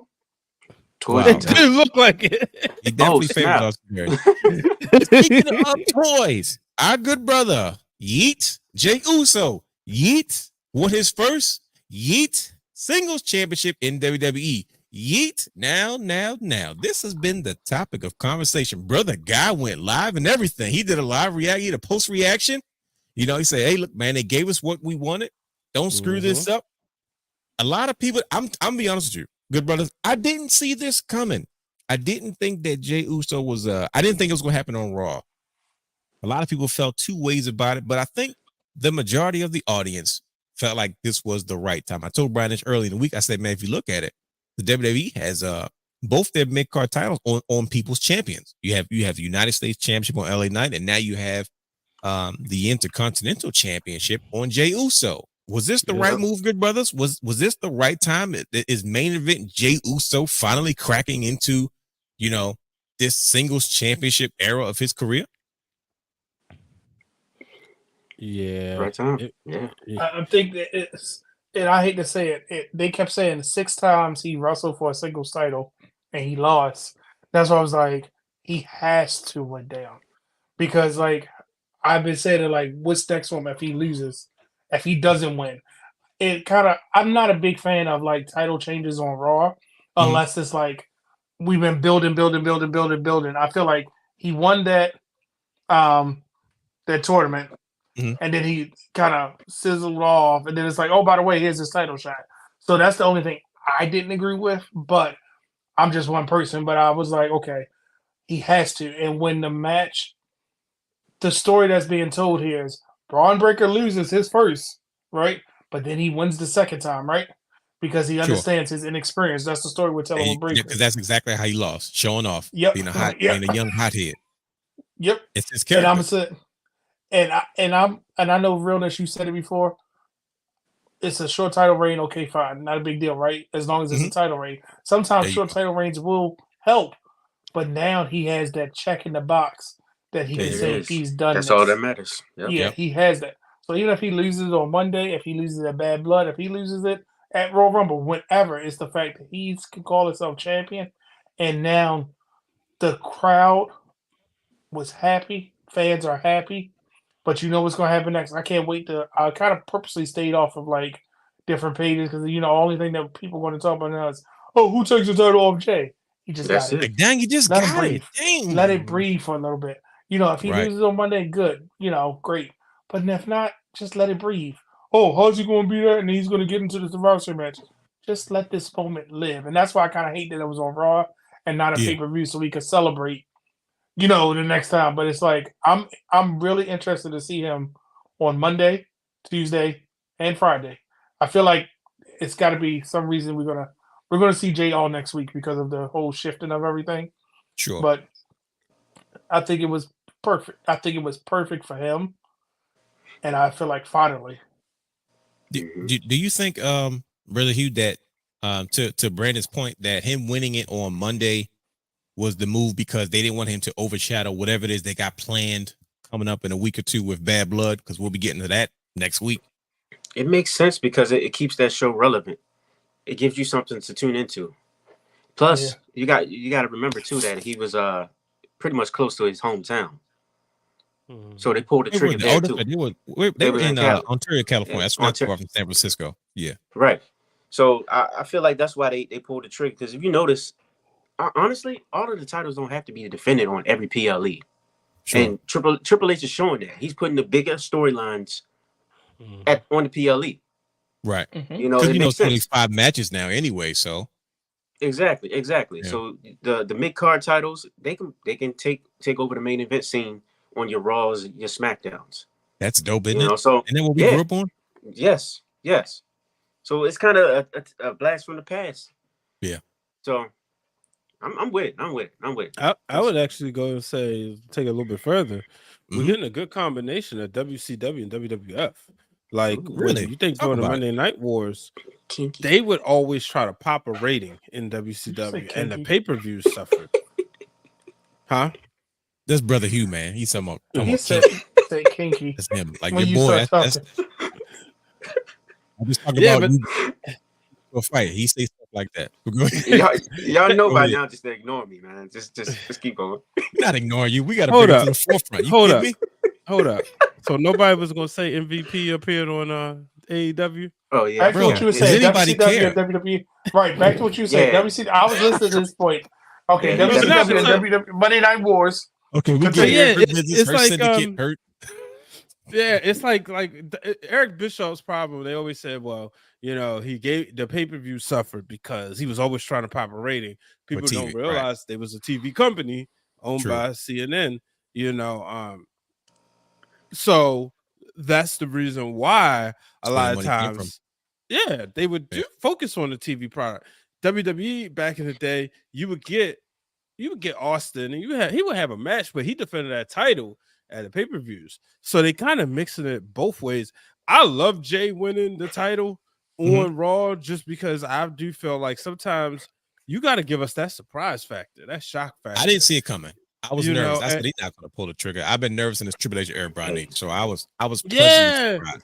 Because if you go put you know, sometimes you put them title matches on TV, you know, that's why, like, all right, when Damian Priest first became champion, it was like, I'm gonna defend the title here, I'm gonna defend the title. Or Seth Rollins, like, bro, like, I'm not a fan of open challenges because if it's an open challenge, I want to see, you know, it kind of rotate a little bit.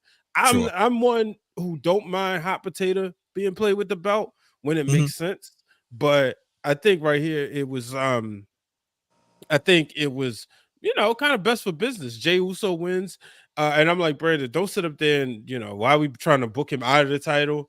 You know, it's so many ways, but I want to see, you know, he just added to his family lineage and the legacy. You know, I saw a graphic where Umaga, Rock, Rikishi, and Roman, all of them had that title, and now it's his turn. That was on Championship Culture. That's what the graphic was. What episode? What episode? Yeah, Season 2. Season 2. The bloodline runs through this title. The IC title. That was I might want to check that out. Oh yeah, it sure was. I do welcome. remember that. Yeah, that was a good You're one. welcome. Yeah, that With was Eric. that He was. rock, my birthday twin. Snap! I forgot. I'm gonna go back and watch that episode. I miss E-Rock. Shout out to E-Rock and Charlie Speed podcast of pain. No, but hold up. You said E-Rock? Did you say E-Rock? You know, Yeah. What you know? You said It's E-Rock. Birthday. We share birthday. He's looking for the what you He's call looking hard. It's You see it's it? there. He's looking real hard. He's like, wait for it. Keep talking. Just keep telling about who. Let me tell you who you're talking Don't about. give away the secret. I can't find it. God dang it! My It's all birthday good. twin. But what to speak to that show on Championship Culture, it was about lineage, and you guys mentioned it. And when it comes to championships, the lineage of it carries weight, right? It's because we can start a championship today, and then you have to build a lineage. And like I said, they talk about it on Championship Culture a lot. You have to create these moments with the right superstars, so these things matter, right? And we see that with a Jey Uso, somebody that he wasn't even the charismatic twin in the Usos. Like the one who had all the energy and all the fire and all the personality was Jimmy, you know, fun loving, kind of goofy and dancing and stuff. But then, like I said, just during that pandemic, you know, Jey Uso just went into a different space. And for him to have this opportunity, he was clearly overwhelmed with emotion. You know, he was doing this thing. Just even this image right here, you just see him like, man, I can't imagine being in that building and feeling that type of energy after the match. First of all, the match was dope. Braun Breaker is a stud. What in the world? Man, He just started this stuff. Like he didn't just. Trying to tell y'all, he is a problem. Braun Breaker, I say, yo, like even when he does like his Frankenstein off the top rope, I say, yo, he looked like he's been here before. And I remember him when he started out in NXT, and I see him now, and I'm like, bro, he looked good in losing the title because it made sense. If there's anybody who's a combination of their dad and their uncle, is him. I mean, and it's just like he has all the best attributes of it, right? He has the athleticism, he has the charisma, and even like his backstage segments. I'm like, I know who he is. You know, me, that's always my biggest thing. Who are you as a character? Young, upstart, arrogant, athletic, can do everything, but he looks like a main event player, and he is. Braun Breaker is coming quickly. You know what I mean? Like he is going to be there for the foreseeable future. I love the young group that they have, like coming up in the ranks. You got Melo and Braun. Yeah, literally. You know, coincidence or not, Melo and Braun. You know, the work that Carmelo Hayes has been doing with Andrade is unbelievable, off the chart. Right. We talk about it all the time with dance partners, and I'm like, oh yeah, he found his spirit animal because they have. First of all, they're not like they're in the same age range, but they have amazing chemistry in the ring. I'm like, see, somebody's out here paying attention. Like, yo, let's match up the right people. The segment they had on SmackDown when Andrade lost, and Carmelo Hayes went up to him and was like, yeah, bro, hey, listen, you know, like, and straight up, Andrade popped him, and they got to fighting backstage. I said, bro, that's believable. You fresh off a championship match. You already lost LA Knight. You trying to be a good sport about it because you shook the man's hand. He ain't want to shake your hand. He shook your hand. All right, I respect, bro. You got me. He go back and here come this punk, and he telling you, yeah, man, you suck. You might as well right back to the line. He popped him. He pushed him. He just man, and they got to fighting backstage. And now we got that. Let's call it for what it is. Right. Fight forever. Melo act like a typical light skinned youngin. When you really look at, you know, he's trying to stake his claim. First of all, because Andrade has done quite a bit. Like, don't sleep in that man. He did a lot before he got to WWE. Yeah, you know, as La Sombra. You know what I mean? And then he showed up to WWE. First of all, he had a very solid mid-card run before he decided to leave and go to AEW or whatever the case may be. And then he's back. And I'm like, yo, he's doing the best work I've seen since he's been in WWE. Glad he was able to recapture that momentum because, like, he went over there, they didn't use him right. Yeah, and he was able to kind of almost pick up where he left off a little bit. He had to wait till after WrestleMania, but he got a WrestleMania match. You know, he was a fill-in. And then, you know, him and Melo and like Melo said last week on the Masked Man, he said, like, they still getting to know each other. It's just one of those things that just click, you know. Kind of take you back to like MVP and He Who Shall Not Be Named. You know, or even him at that guy in Booker, you know, when these best of series matches, Sheamus and Cesaro, like sometimes the chemistry just works. Yeah. And I think that's exactly what we've seen with Carmelo. Oh God, you just don't say that because then they're gonna wind up being a tag team next year. No, that's the old way, brother guy. That's the old way. Thank you. You just saved me. You just saved me. Thank you. Look, you see, I got look because all I thought was MVP and Matt Hardy. That man started sweating. Oh my gosh, we spent 45 minutes, almost an hour, talking about the old way. So I understand right now. It's still fresh in your brain. That's okay. But yeah, it's that when you have top stars in that space, that like I said, you're on the same level as main event player. Like I said, I don't believe in like because you're a mid card champion, you're not a main event guy. I don't believe that, not anymore. You know what I mean? Like Jey Uso main event at Raw. You know what I mean? LA Knight. You know what I mean? Is the fans go crazy. They erupt. Now my question is, as we celebrate Jey Uso, who is the real people's champion right now? Is it LA Knight as a United States champion, or is it Jey Uso as the new Intercontinental? Now, I know he just won the strap. You hear that, brother Hugh? But it's okay. Who's the real people's champion right now? $1 million question. Oh, I think it's Jey Uso by a mile. I'm about to say the one that's selling merch. Bingo. Okay. See, now y'all getting personal. And this is why, because Jey checks off more boxes at a higher level than LA Knight. And you think about it, just look at, if you go to Backlash this year, that's when he became Jey Uso. All that stuff leading up to it, it wasn't until that match and that entrance at Backlash when the lights were down and you could see, it was like, that's when it was, that's the main man. This right guy's there. pretty over. Brother who cheated, though. He went below the belt. Yeah, remember the commentator even said it.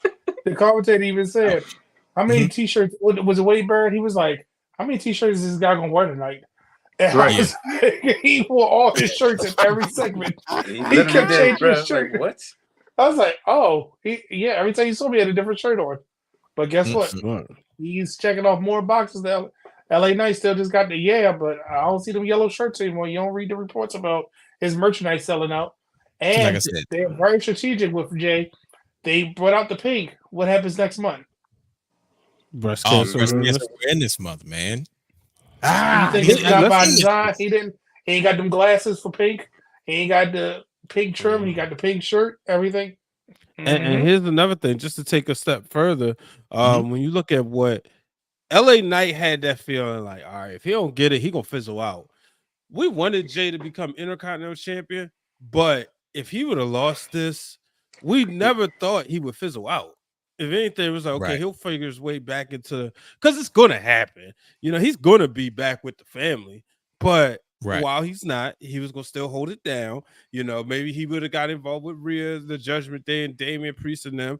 But either way, you was okay that knowing that he had a spot, especially because Right. he's over. Like he told us, he said, "I'm what a wrestler's supposed to be." You know, I get over. I got the crowd reaction. Pretty much had the crowd in the palm of his hand every time he come out there. You know, and I realized that last year at SummerSlam, and I couldn't wait to go back and watch it in Detroit when they did that first pan shot of the crowd doing this, and it was like, wow, you know, and just to see that evolve, and then that crowd control at Backlash in France. That's the word. Yep. Mhm. Crowd control. If you can control a crowd in freaking another country and you're not from that country, I think it's safe to say that you're pretty over. That's a big deal, right? Over. Right. But you know, you speak of his family, right? And Brian H is under the assumption that the original bloodline in some way, shape, or form will get back together. And I don't know if I agree with that, because I think there'll be two over. Like, who's gonna, first of all, if you had the bloodline, the original bloodline versus the Timu bloodline doesn't stand a chance. But like I said, there's so much more to unpack and there's so much more to get into. But like I said, we'll save that because things are still unfolding. This is the most exciting wrestling has been for us in a while. Like, man, week to week, we're having a good time. And that's the biggest thing. At our age, it's like, dude, we just want to have some fun. And we're able to still do that, man, which is absolutely amazing. But speaking of fun, something fun was announced. WWE Saturday Night Main Events has been reannounced. Now we've been talking about a lot of business, right? Because this is what the Wrestling Wrealm does. We take things a step further. A couple weeks ago, gentlemen, we were talking about the transitions between the WWE taking over the world, and we're talking about these big TV deals, right? We're like, okay, they got a show on USA, they got a show on CW, they got one on cable, they got one on broadcast, they got one on streaming platforms. Now we're back on the NBC. Like, goodness gracious, WWE is spreading their wings across all these television platforms and all these channels and networks again. Are you guys excited to see Saturday Night Main Event return? You know, a little pinch of nostalgia, you know, to have a little bit of, you know, every once in a while have an event on broadcast television. You guys excited to see this kind of return? It's wrestling, so yes. It's a competition. That's the perfect answer. And I hate to say it, I feel so. Say it. All right. Hot seat. Tony Khan, have you seen this? Are you paying attention? They are strategically taking jabs at you. It's like, you know, I hate to say it. Triple H is that guy in jail with the shank that just keep doing this. And like, you're not bleeding. You're not bleeding. You're not bleeding. Just keep shaking them. Like, slowly but surely, it's like, dude, you got to see. They're doing, and the crazy part about this is, and we're all production people, what happens in December for network television? You don't see nothing but Christmas specials. Bingo. All their actual shows are on a break. People are looking for something besides a Christmas special, something different. A Saturday night, the week before the last few days of Christmas shopping, you're going to have a major event on this free TV that anybody can watch. And you got Cody Rhodes right there in the front and center. The casuals are going to tune in. Like, that's Dusty's son. I know him. Mm-hmm. Oh, wait a minute. Ain't that guy? He started AEW, didn't he? What the? Oh, well, okay. Oh, but look, ain't that Rock's cousin on the cover? That's the chick that we remember that social media post where she said you got a Hawk tour on the belt. Everybody's gonna make every reference to tune into this. Mm-hmm. And it's going to probably be some kind of special that they're going to be selling that last bit of merchandise. You Get it know before they Christmas. Get You it before know it. Christmas. Especially, I don't care what nobody say. You call them those tag team. They are the tag team of the year. The And they call Khan it Triple H. and the Levesque. Khan and Levesque. They are. This is insane, and that's the perfect way to. K&L It's the Express. it's the perfect way to distract us. There's no PLE in December for WWE, right? Oh, It doesn't man. come back to Nope. Royal Rumble, right? Nope. Together, because I wasn't even paying attention to that. It's Nope. the perfect way to distract us, Wow. but it's the perfect way to say, "Wow, look what it." Give the wrestlers that. You can still do some holiday shows here and there, but guess what? You get something that you can sink your teeth into, and this is where we might see a random title change. Not as in world title, we might see a title change. I mean, Yeah, look I who's think- on the cover. Yeah, you probably will see something sort of special going down. I mean, they are advertising Roman. I'm assuming that they put them on the on the poster, they're going to be affiliated in the show some type of way. And like you said, Right. you talking about first of all, the pre-sale is September 19th, and the Right. sale is on September 20th. The show is not until December 14th, and that's the week before Christmas. You talking about an early Christmas present. Not to mention, they don't work on Christmas anymore. So like, Right. they give them that time off now. So it's like, man, I don't know. This is genius marketing, but I don't have any like super old attachments to the original Saturday night's main event because I was too young. It was just wrestling, man. Turn it Yeah. on is my dad and my brother wrestling. That's just what it was. But I do like how they are taking the nostalgia feel and kind of using it to their advantage, especially around the holidays. You kidding me? I love holiday wrestling. Anything. That's why I love Survivor Series. Like, dude, give me anything around Thanksgiving. I can sit around and eat pie and turkey and stuff to make me sleepy, and I don't have to go to work the next day, and give me some wrestling. Now, mind you, I do that every week anyway, but especially when it's live. So, Oh yeah, So- it's a live show, right? It's totally Yeah. live, right? Facts. Yeah, I I'm believe assuming so. it is. That's what I was wondering because the old one was to come on like It was taped. what, right? Yeah, it was taped. Yeah. Because it was late. That's Right. the reason why the main event was the first match. True. It's like you got Hogan right after Saturday Night Live, I guess. Mhm. Then you went right into Hogan versus whomever. So that's what's gonna be. I wonder how they're gonna format and structure the show. But are we going? We taking that trip to Long Island? Ooh. Gas it up. Listen, Yes, up the don't- pace. I'm not saying it too loud, but I think it's something we might need to try to do. And when I say think we try to do, I mean me, because I'm always the one that's always like, nah, can't make this one. But I don't know. We might be. I'm nervous traveling before this close to Christmas. So you Saves mean I gotta can finally bring this? I mean, I hope to get that Give it- before Christmas. Okay. I mean, I Okay. don't think I'm waiting until Christmas to get that one. Okay. But it's cool though. But yeah, I'm excited for Saturday night's main event. But we got to get into the main event of tonight's show so we can wrap this up. We're going a little bit late, but it's okay because we're doing some excellent production and having the most in-depth conversation that the wrestling fans need to have. The main event of tonight's show is Cody Rhodes and Roman Reigns as a tag team. Brothers, I got some real speculation going on, and I don't trust the situation, but I am looking forward to hearing Leave what it to you. No. I'm looking forward to each and every last one of what you guys have to say about the situation because we got the most cinematic presentation of two cowboys coming face to face. It wasn't in the middle of a desert. It was on a 50-yard line in Georgia at Georgia Tech University, but it was okay because it was well produced and wonderfully Yes. done. And it's going to lead into what it is that I think is almost inevitable, which is Cody Rhodes and Roman Reigns 3. We're going to get into all of that and more right after this.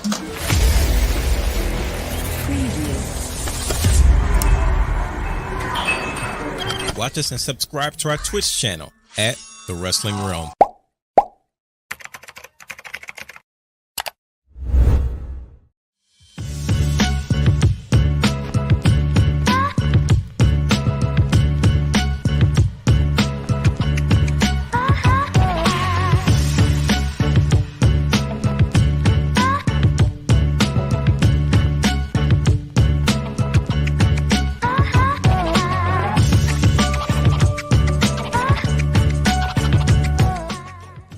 Wrestling Realm apparel and merchandise, head over to thewrestlingrealm.com.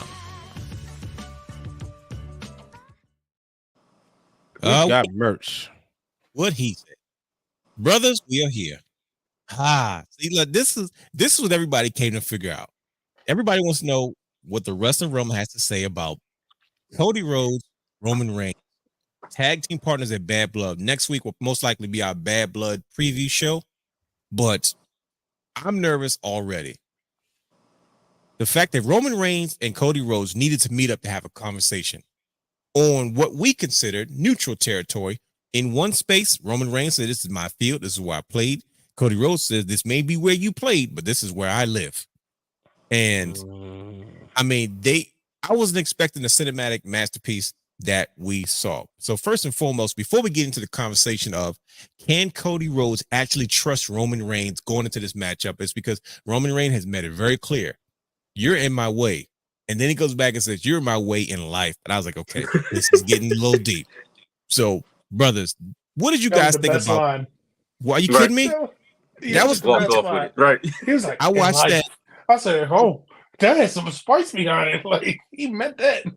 I watched that segment between Cody Rhodes and Roman Reigns, and I said, Dusty will be so proud because this was two cowboys lining up, you know what I mean, face to face, to come to a conclusion about a common issue that they had, but making it very clear, hey, look, this may be something that we're doing right now for the sake of survival, but don't get it twisted. You have exactly what belongs to me. And the other cowboy goes, let me tell you something. It don't belong to you. So I don't know where you get it from. But that dynamic is already bananas in itself. But gentlemen, what did you think about the cinematic masterpieces, I keep calling it, between Cody Rhodes and Roman Reigns? Were you guys expecting this presentation? How did you like it? Likes, dislikes? How do you feel about it? And how do you think that this presentation kind of sold the idea? Because to me, this sold the main event of Bad Blood. Because I'm like, crap, now I'm going to be overly watching how these two coincide together and who's going to flip on who in this situation more than anything now. Like this match, no disrespect to the Bloodline, has nothing to do with them. This match is going to be about Cody. This is weird because I'm going to tell you, WWE has managed, and I don't mean to keep ranting about this because I wasn't even going here, but I got to get Go off. The freaking WWE has found a way to make a main event about two guys that are on the same side together. I'm not going to be watching nothing the Bloodline is doing. You know what their job is? Hey, look here, kids, keep up and try to get over. Because I'm going to tell you right now, this match is about me, it's about Cody. Because everybody's going to have all eyes on them two to see how can they work together. They may find themselves working together too well. They might go, oh, cool. And they're like, nah, let me not get too chummy because like, goddamn, we working well together. But this guy's after my title. Or Roman Reigns may say, hey, look, this guy, Cody Rhodes, is actually pretty good. We're working well together. But wait a minute, maybe that's the problem. That's how he beat me in the first place. Not to mention, I know for a fact Kevin Owens is not okay. I know my boy. You guys know our guy. We watched him. This guy with James E., with Sami Zayn, with Davey Richards. We know his history. Adam Cole, we know he's not okay. And I'm like, they all deserve it except Kofi. I'm telling you, bro, something's off with Kevin, and I'm starting to feel for him. Like I said, and I know Kevin Owens is smart. He's also a businessman. His contract is coming up. He knows it's going to be all eyes on him. So, of course, he's not going to sign right away because it's like, hey, well, shoot, I got all the attention on me, and they're going to make sure they're going to pay me because Kevin Steen showing up in AEW is going to cause a bang. But we ain't here to talk about that right now. Cody Rhodes, Roman for 3 weeks. Right. What'd you guys think? Nah, this was great, man. I mean, it was different.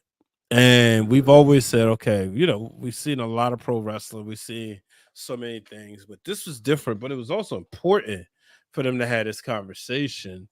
I like it. Anywhere else it would have been like, you know, backstage. Sure. Or, you know, obviously the obvious thing would have been in the ring. But, you know, them going in an empty arena, the dynamic. Empty stadium, just the dynamic. Or they could even back in the day would have shot it early before the show started, right? Inside the arena. But for Cody to kind of like, he got the upper hand on Roman on everything. This is your stadium, but this is my city. This is my town.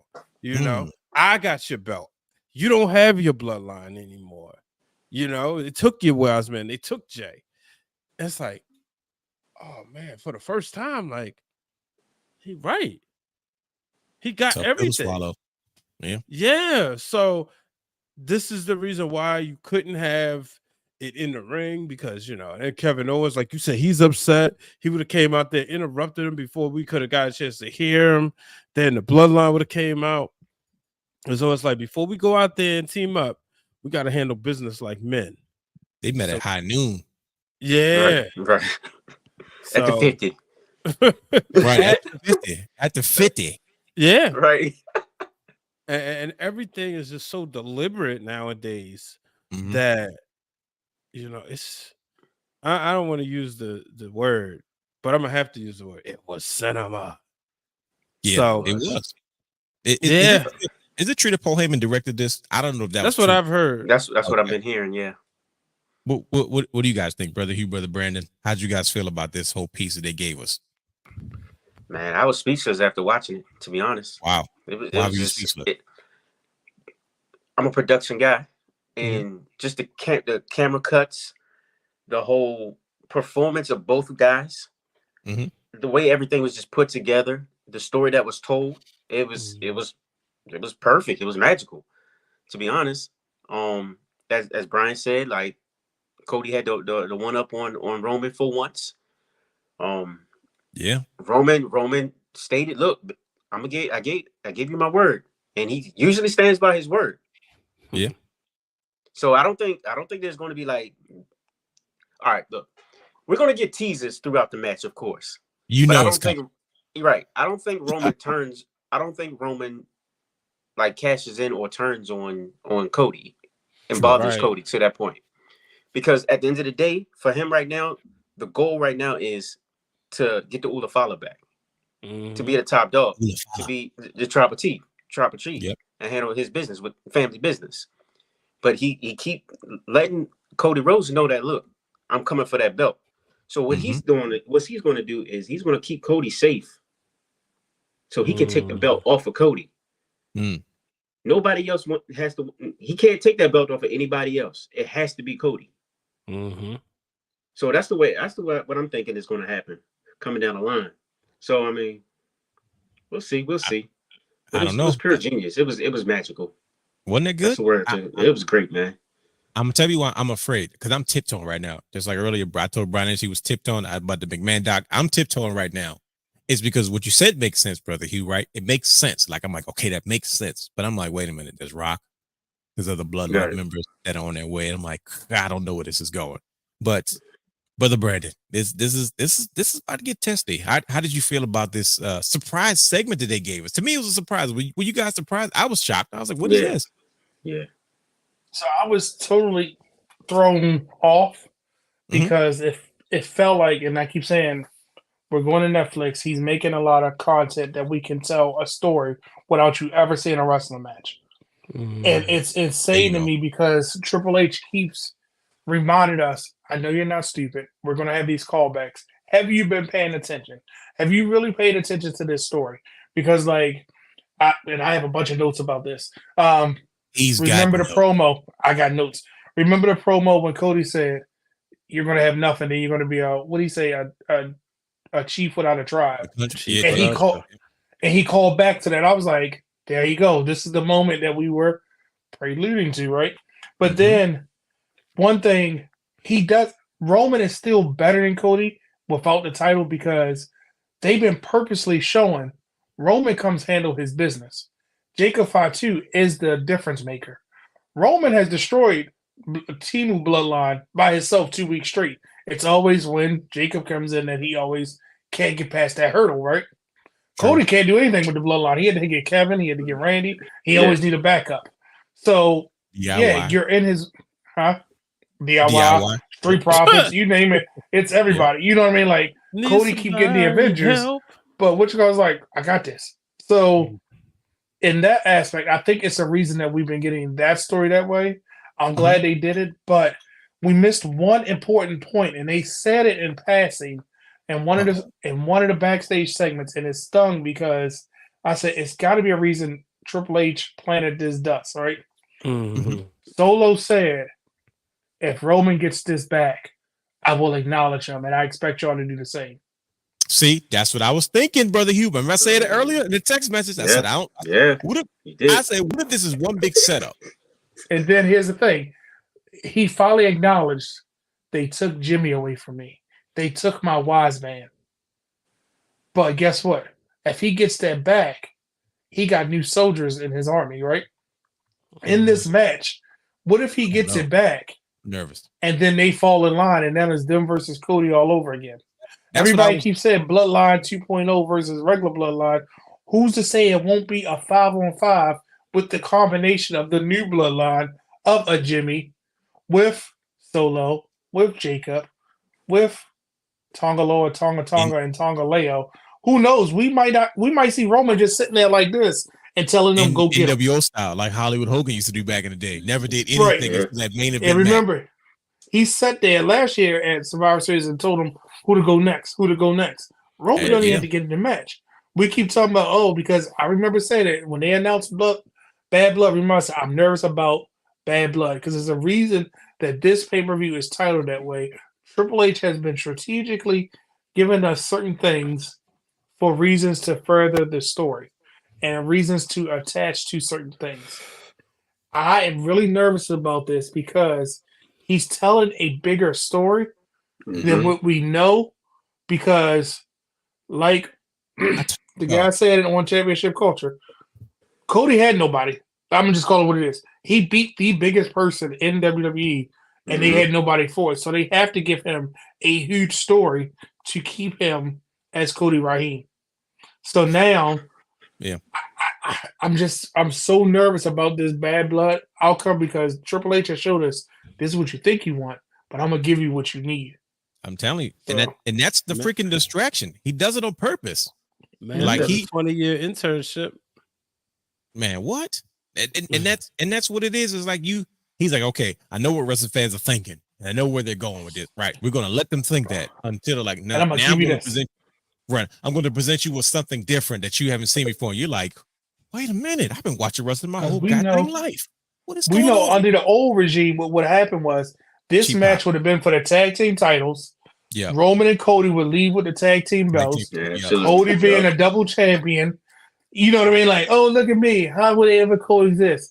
Then at the start of the next pay-per-view, they lost the belts, and it would have been a main event of Cody versus Roman 3 at Survivor Series. That's the old way of thinking. Yep. So now we got that, like, all right, we're not getting that, but what are we actually getting?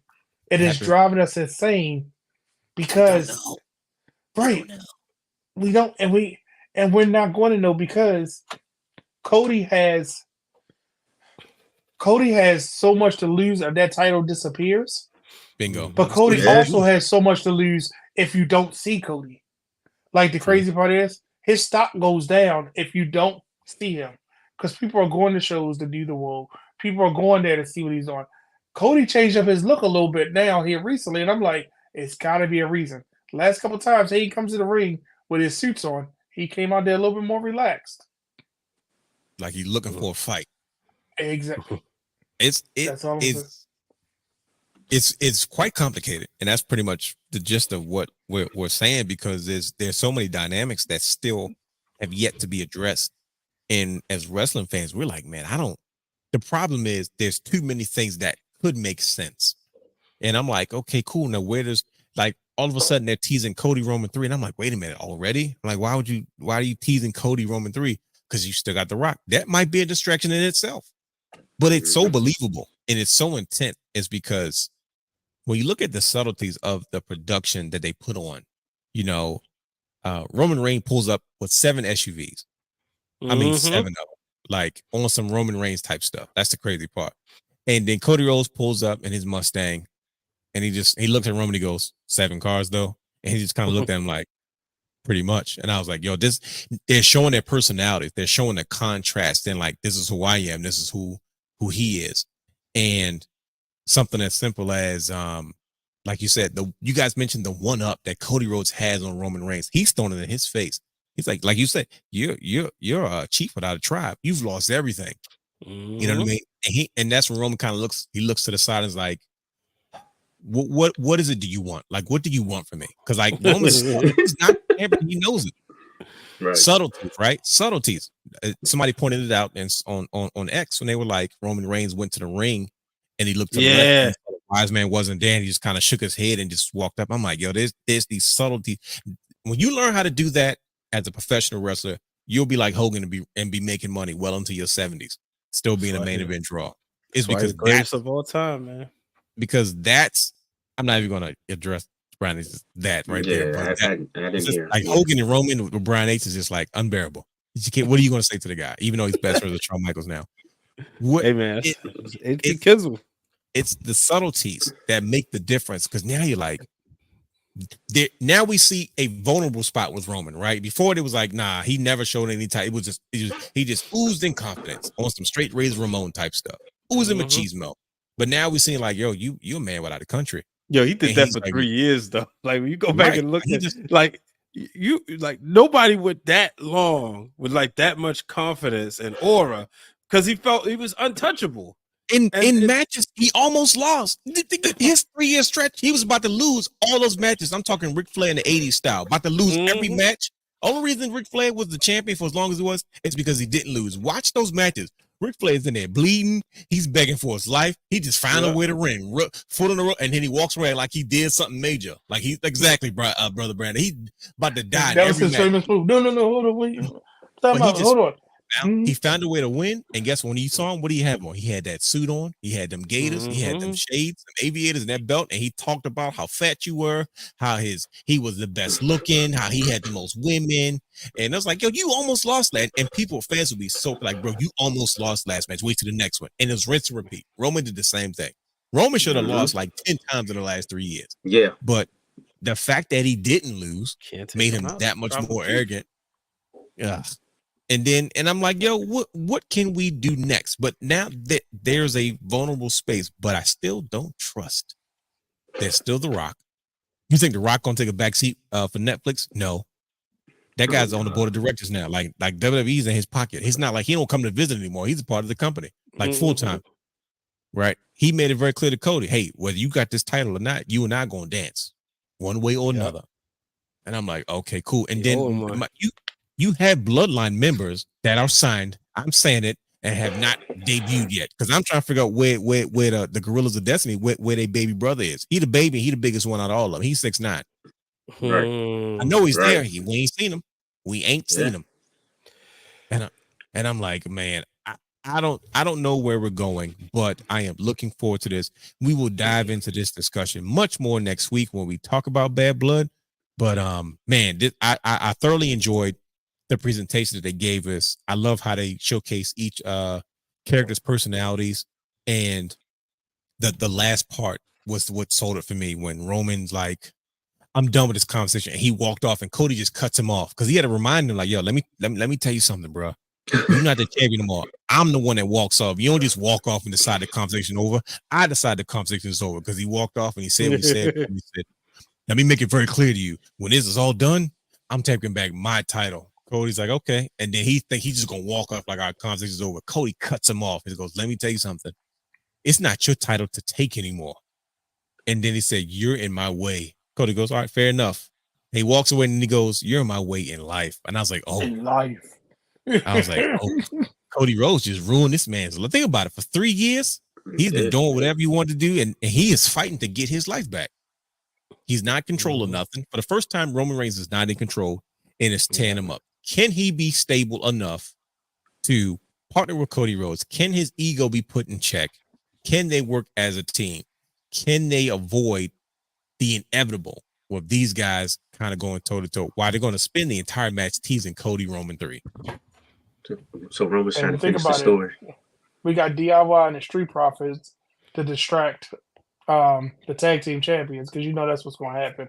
There's it's going to be almost a fair fight until the next black hooded figure come out to do something. Yeah, especially that black. We're going to think it's Tonga. What's his name going to be? You. What's the other name that was trademarked? Tyler Tunga. Yeah, and we're gonna be like, "Oh, it's Jimmy. He's back." But whose side is he on? He's 7 foot. Whose side is Jimmy on?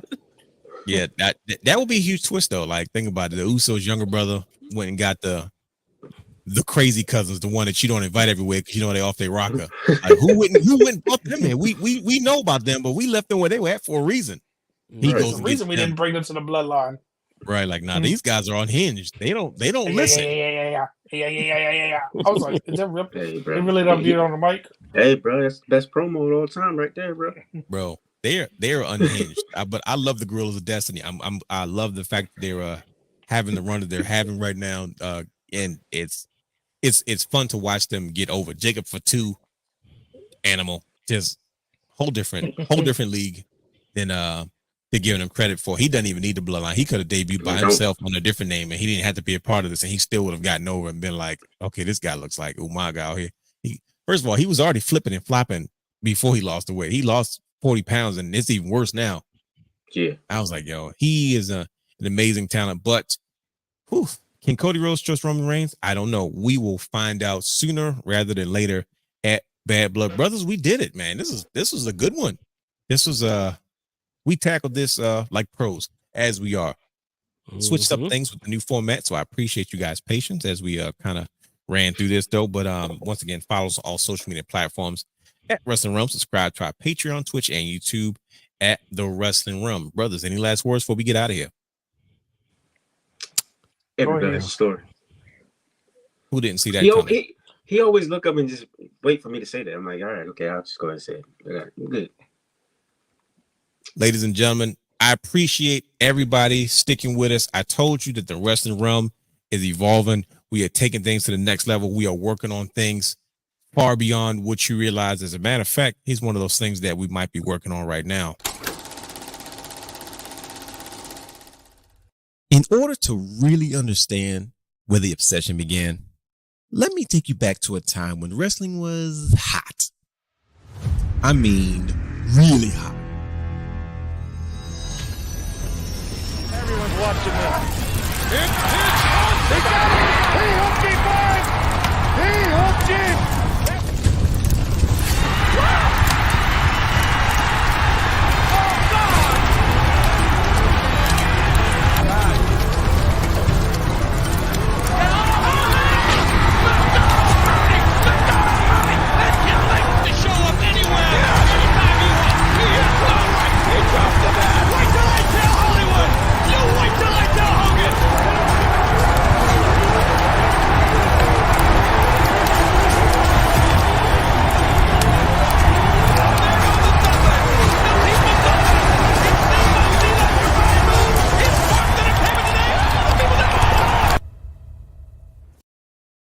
We out of here, y'all. Peace.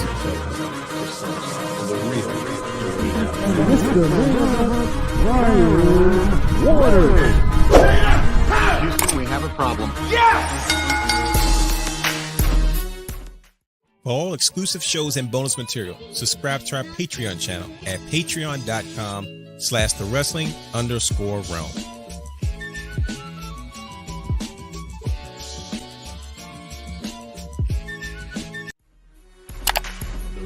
You can watch all of our Wrestling Realm content anytime on youtube.com/thewrestling realm.